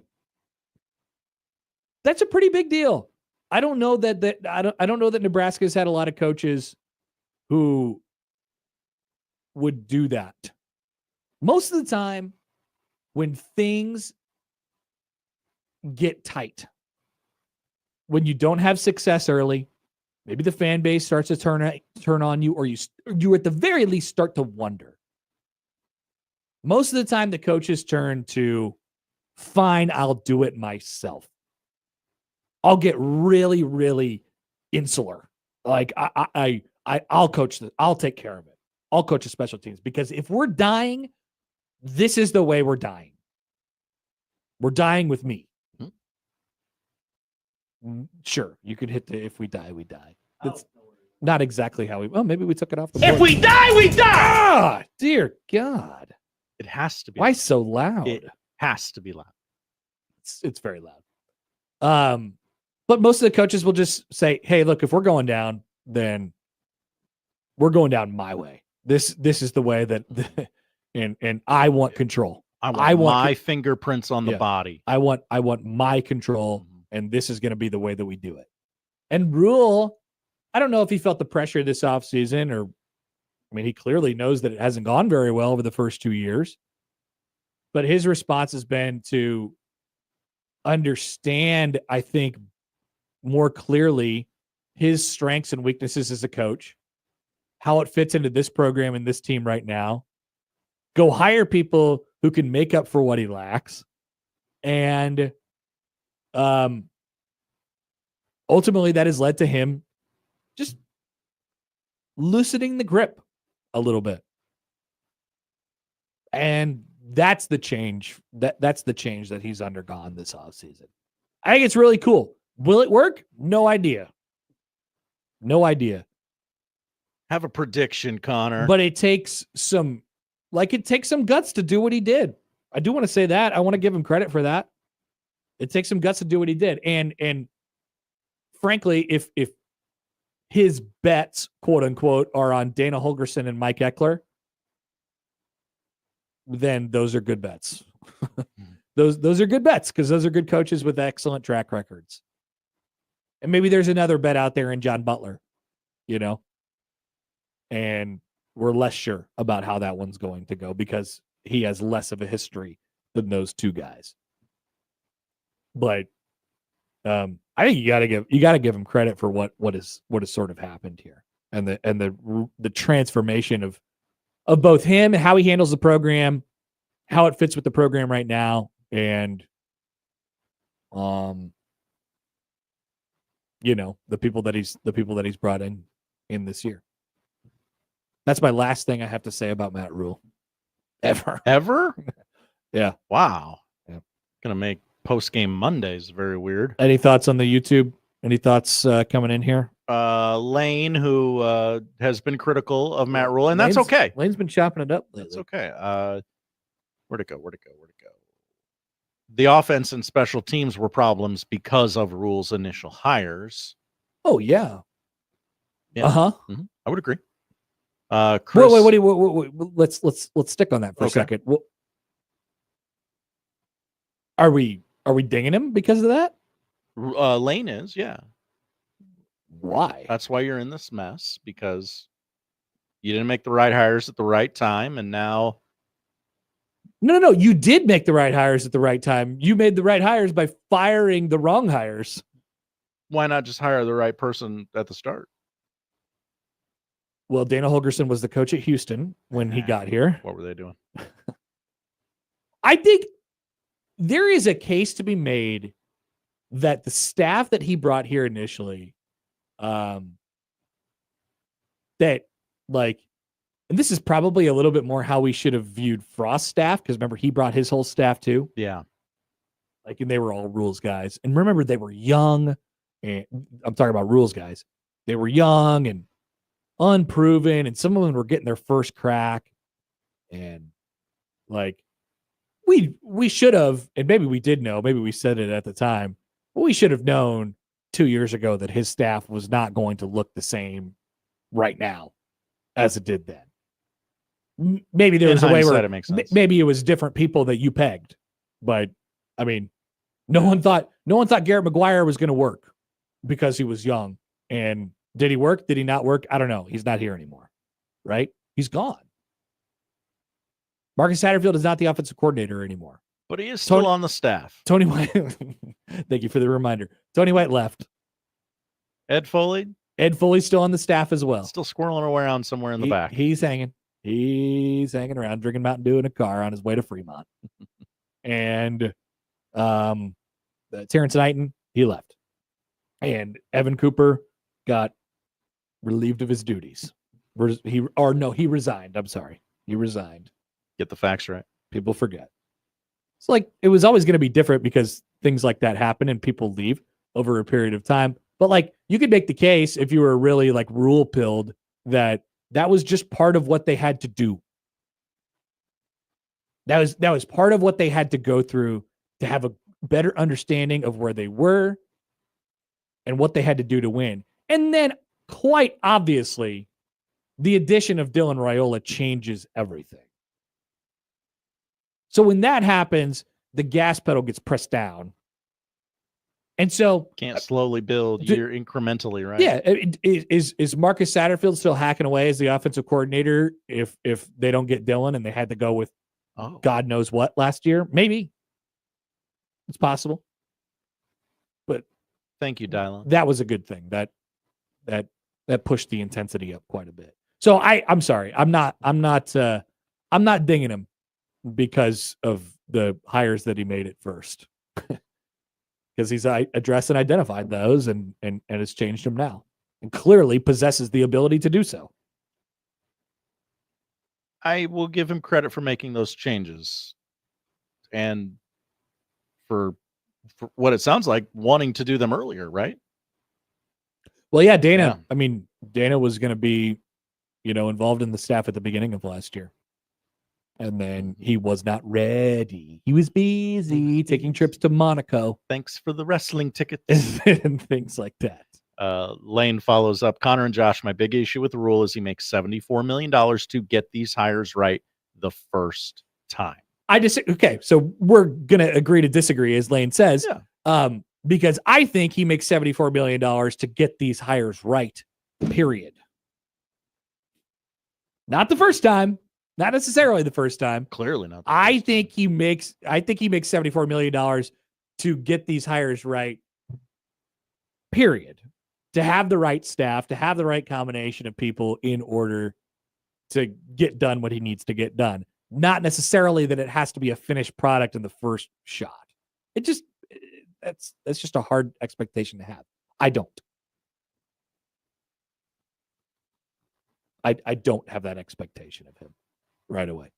And yes, to the follow-up from Lane, so it better happen within 3 to 4 years. Yes. This is unless, I don't know if we haven't said this yet, they better win this year. It's all or nothing. Yeah, they better not lose this year. They better not suck. They better not be a disaster this year. Otherwise, the conversations change. But we had a tangent of this conversation a couple weeks ago. Like, what do you owe the coach? Right? I think you owe the coach. Maybe I'm a little bit lackadaisical on giving gimmies out. I give gimmies out. I let guys take 3-footers. Those are gimmies. Old Mulligan Happer. Yeah. You don't have to putt that. It's good. You would have made that. I think year 3 is a really good time to start figuring it out. The expectation is that they win. One? The expectation is that they win this year, and Rhule, every indication we've got from the coach is that they will, that he has the team to do so, that he has all the requisite and necessary things within his program to do so. So no more excuses. Do it. Yes. I agree with that completely. It's time, Josh. It is time. You'll hear that. It is indeed time. Tomorrow. Here's Bigelow. From a guy trying to be like, well, Compton. Yes, It's hi. What up, Biggie? time. Matt Rhule really could sell ice to an Eskimo in this state if the Eskimo happened to live in Nebraska. Now, the real question here, Connor, as you know, is could he sell a ketchup popsicle to a woman in white gloves? That's the more appropriate thing for this show. Really? Ketchup popsicle? He probably could, yeah. Probably could. I think he could, yes. But I have a hard time being hard on people in the first couple years. That's just me. I maybe I'm just too forgiving. Maybe I get, taken for a ride. Whole question, does Connor get taken for a ride? Sometimes I do. Sometimes I get taken for a ride, but I'm very forgiving of people. I'm Nebraska nice. Maybe we're too Nebraska nice around here. Oh. I'm not going to be very Nebraska nice if they go 6-6 this year. Not Nebraska nice. Oh, everyone will get their I'm going to have some pitchforks out. I'm going to have some Nebraska problems. There will not be any ketchup popsicles coming my way if they go 6-6 this year. You could take that to the bank. Jackass. All right. Any thoughts from you guys? We'll get to them after the break. Still a couple more things to hit before we get out of here. It's the Connor Happer Show on 1620 The Zone.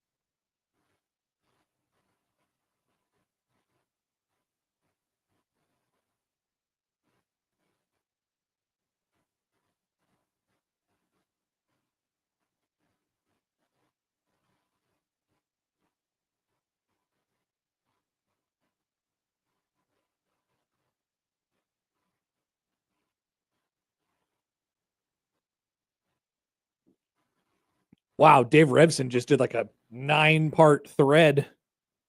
Dave Revson is alive. What do you mean? Was Dave Revson dead? Where is he? Why isn't he on BTN every day? He is on BTN every day. Live. No, he just got done with the camp tour. As I get ready for the season, I reflect on our preseason tour. Had a somewhat lengthy thought to share. Go ahead. Would you like to share it? It's just words. When we were at practice, it did feel like all of the teams that struggled last year had gotten better. Mathematically, I realized they can't all have better records. It's a interesting point, zero-sum Dave. game. Someone has to lose, and realistically, some will lose far more than they win. I get it. But I do think there's something significant at play here. In the old days, i.e. 5 years ago, the way to improve was to recruit and develop players. That's a lengthy process. A team with a really bad O-line one year rarely would have a very good one the next year. They might, shots fired at Nebraska, they might have a slightly incrementally better one, and we could squint and see progress, but truly fixing problem spots on rosters generally took a while. Then the portal happened, and suddenly there was a different way to address your deficiencies. We've seen some quick turnarounds, and then NIL happened, and the better-funded schools were able to radically flip their rosters, but others were behind depending on their resources. Now, in the revenue-sharing era, which every big team is fully participating in, there is no excuse for not addressing roster deficiencies. If you have a bad O-line, that's a good thought. Okay, now we're getting somewhere, or a weak wide receiver room, or a struggling quarterback, or whatever, go into the portal, spend some money, and get a better one. That's what we saw on tour. Everyone made an attempt to address issues. Some will prove to be more successful than others. Players will get injured. Evaluations may have been off, et cetera, but the time frame to flip it and the resources to do so in the big are radically different. Okay, so it took like 6 tweets to get to the point. Yeah, the last 2 tweets were the ones there. But that is an interesting thought. Apply that to you have to go for it. Apply that to Nebraska. What's their deficiency? Tell me what they are deficient at. Because my answer would be nothing. I do not think they have any deficiencies. I think this is they have things they're better at than other position groups. But if you looked around and you compared it to other schools, I wouldn't be like, whoa, that exposition group sucks. Yeah. I would not say that about any unit on Nebraska's. Like,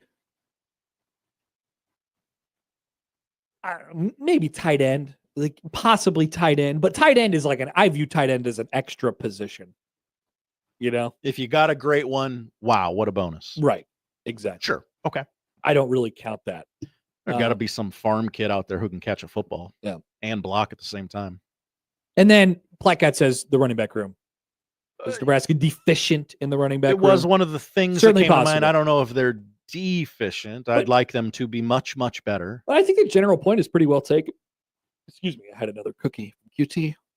Peanut butter cup? Yeah, it's a peanut butter cookie. It's delicious. But I think the point is pretty generally well taken.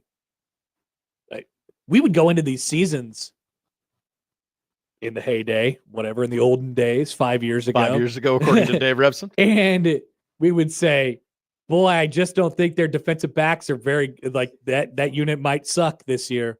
They might have to just stop the run, and then hopefully the other team doesn't throw for 300 yards on them. Or, you know, their defensive line might be really bad, and they're just going to get ran all over this year. I think some folks, when they talk about Nebraska's defensive line this year and what we don't know about it, they just assume that they're going to get run all over. But make no mistake about it. I mean, Nebraska has talent and, to a certain extent, depth at every position. It's a good point. It's a good point. But it should be noted that he just went on a camp tour with 18 schools and saw basically the same thing at every school. You know, it's like, if you have a position on your group that is obviously bad, you got problems. You're going to get exposed. It used to be that way with coaches in this league, and now it's that way with players.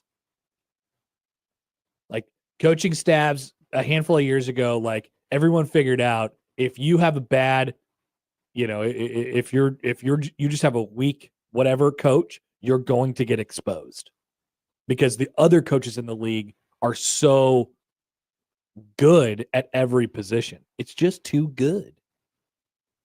And now it's probably with players. That's a good point. Anyway, good job, Dave Revson. Way to go. We got there. Let's take a phone call. Okay. From the Prairie Flower Casino Zone Hotline. Here's Joe. Hello, Joe. What is up? How you doing? How you doing, Joe? How you doing? Hey, deficiencies, I don't know. We will see. One thing I will say, and, you know, I'm pretty much one of these guys. I think we can win every game. But we're still a 7-6 team. I don't know if we have deficiencies, but we got a lot of unproven. 100%. For sure. I agreed. Okay. Right. Yep. And so I think the offensive line, even, you know, before picking up some of these transfer guys, I thought having the same guys in the system for a little while was going to benefit us, but they're unproven. I mean, they didn't push anybody really around. I do think they might have played a little bit better last year than what people give them credit for, because sometimes the wide receivers weren't getting open. It wasn't always, you know, the offensive line, but we did have some whiffs on some, you know, left tackle, right tackle would whiff here and there, and Dylan Raiola would get blasted, or, you know, but correct. Wide receivers are unproven. Running back Emmett Johnson, maybe he's a little proven, but still, what were his stats? Yeah, running back is certainly a good position to call out for sure. I mean, if they could use another proven guy there for sure. Well, we've been saying that all offseason. The other thing about it is we're in the same boat as every other team, to where they've got a lot of unproven things themselves, and that's why we're going to line it up and kick it off and see what we got. I got tickets, so I'm excited. Can't wait. Joe, we'll see you there. Fantastic. Have a good one, guys. All right, have a safe trip. That's Joe. And he did not talk about wrestling. He didn't. At all. I saw they got their rings yesterday. Nice job. They were big. They were big rings. Big rings. Did you see the bit that was going on Twitter about the rings? So no. Oh, it's funny. I think it was almost for sure Iowa's fan base. They grabbed the video, and then they took out the caption of the tweet. So they just took the video and tweeted at the video and said, Nebraska handed out rings to the team that won the spring game. Oh no.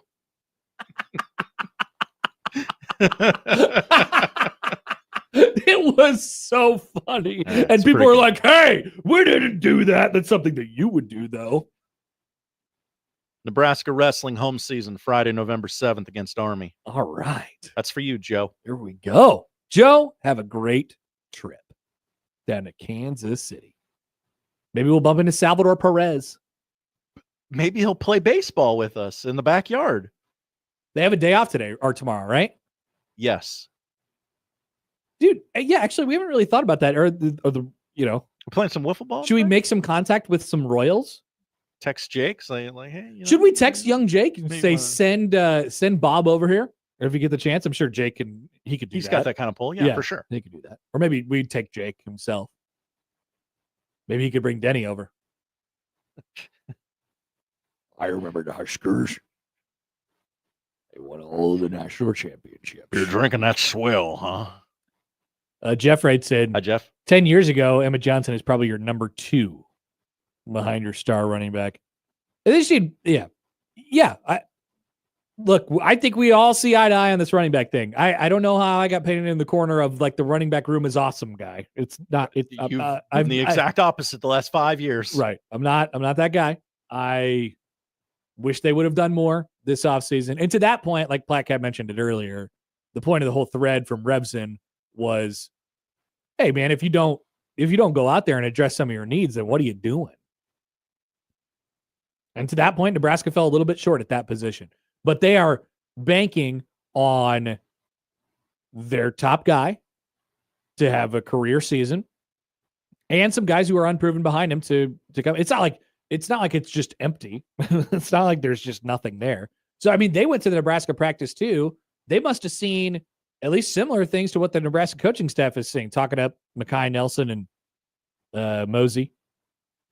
Isaiah Mosey. Mm-hmm. You know, I'm TBD on that. I don't know if that's going to happen or not, but it must not have been so bad where it was like, whoa, have you seen Nebraska's running back room?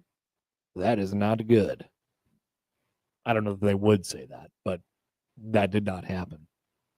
It's not Mike Tyson cheeks, but it's not Mike Tyson cheeks. I would like it to be better. Remember when his butt was out? And everyone saw it. Everyone saw it. Aaron writes in. Hi, Aaron.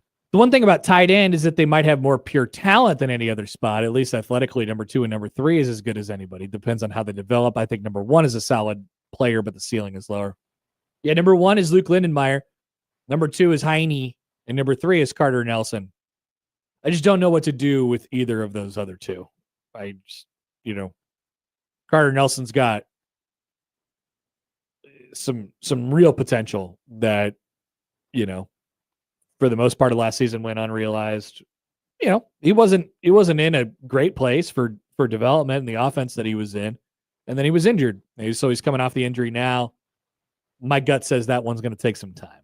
And then Heine, I just I can't expect anything from a converted quarterback.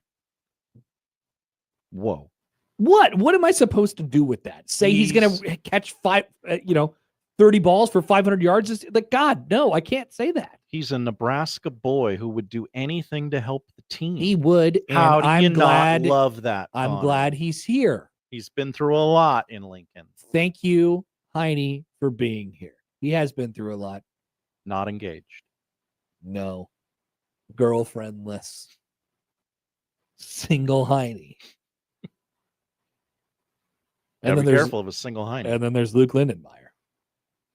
Who's he dating? I don't know. Great question. Thank you. Probably not as famous as the person whose picture was on the library last week. Heine's driving around. Damn it! All right. Quick break. The polls. And we'll tell you what to watch next on 1620 The Zone.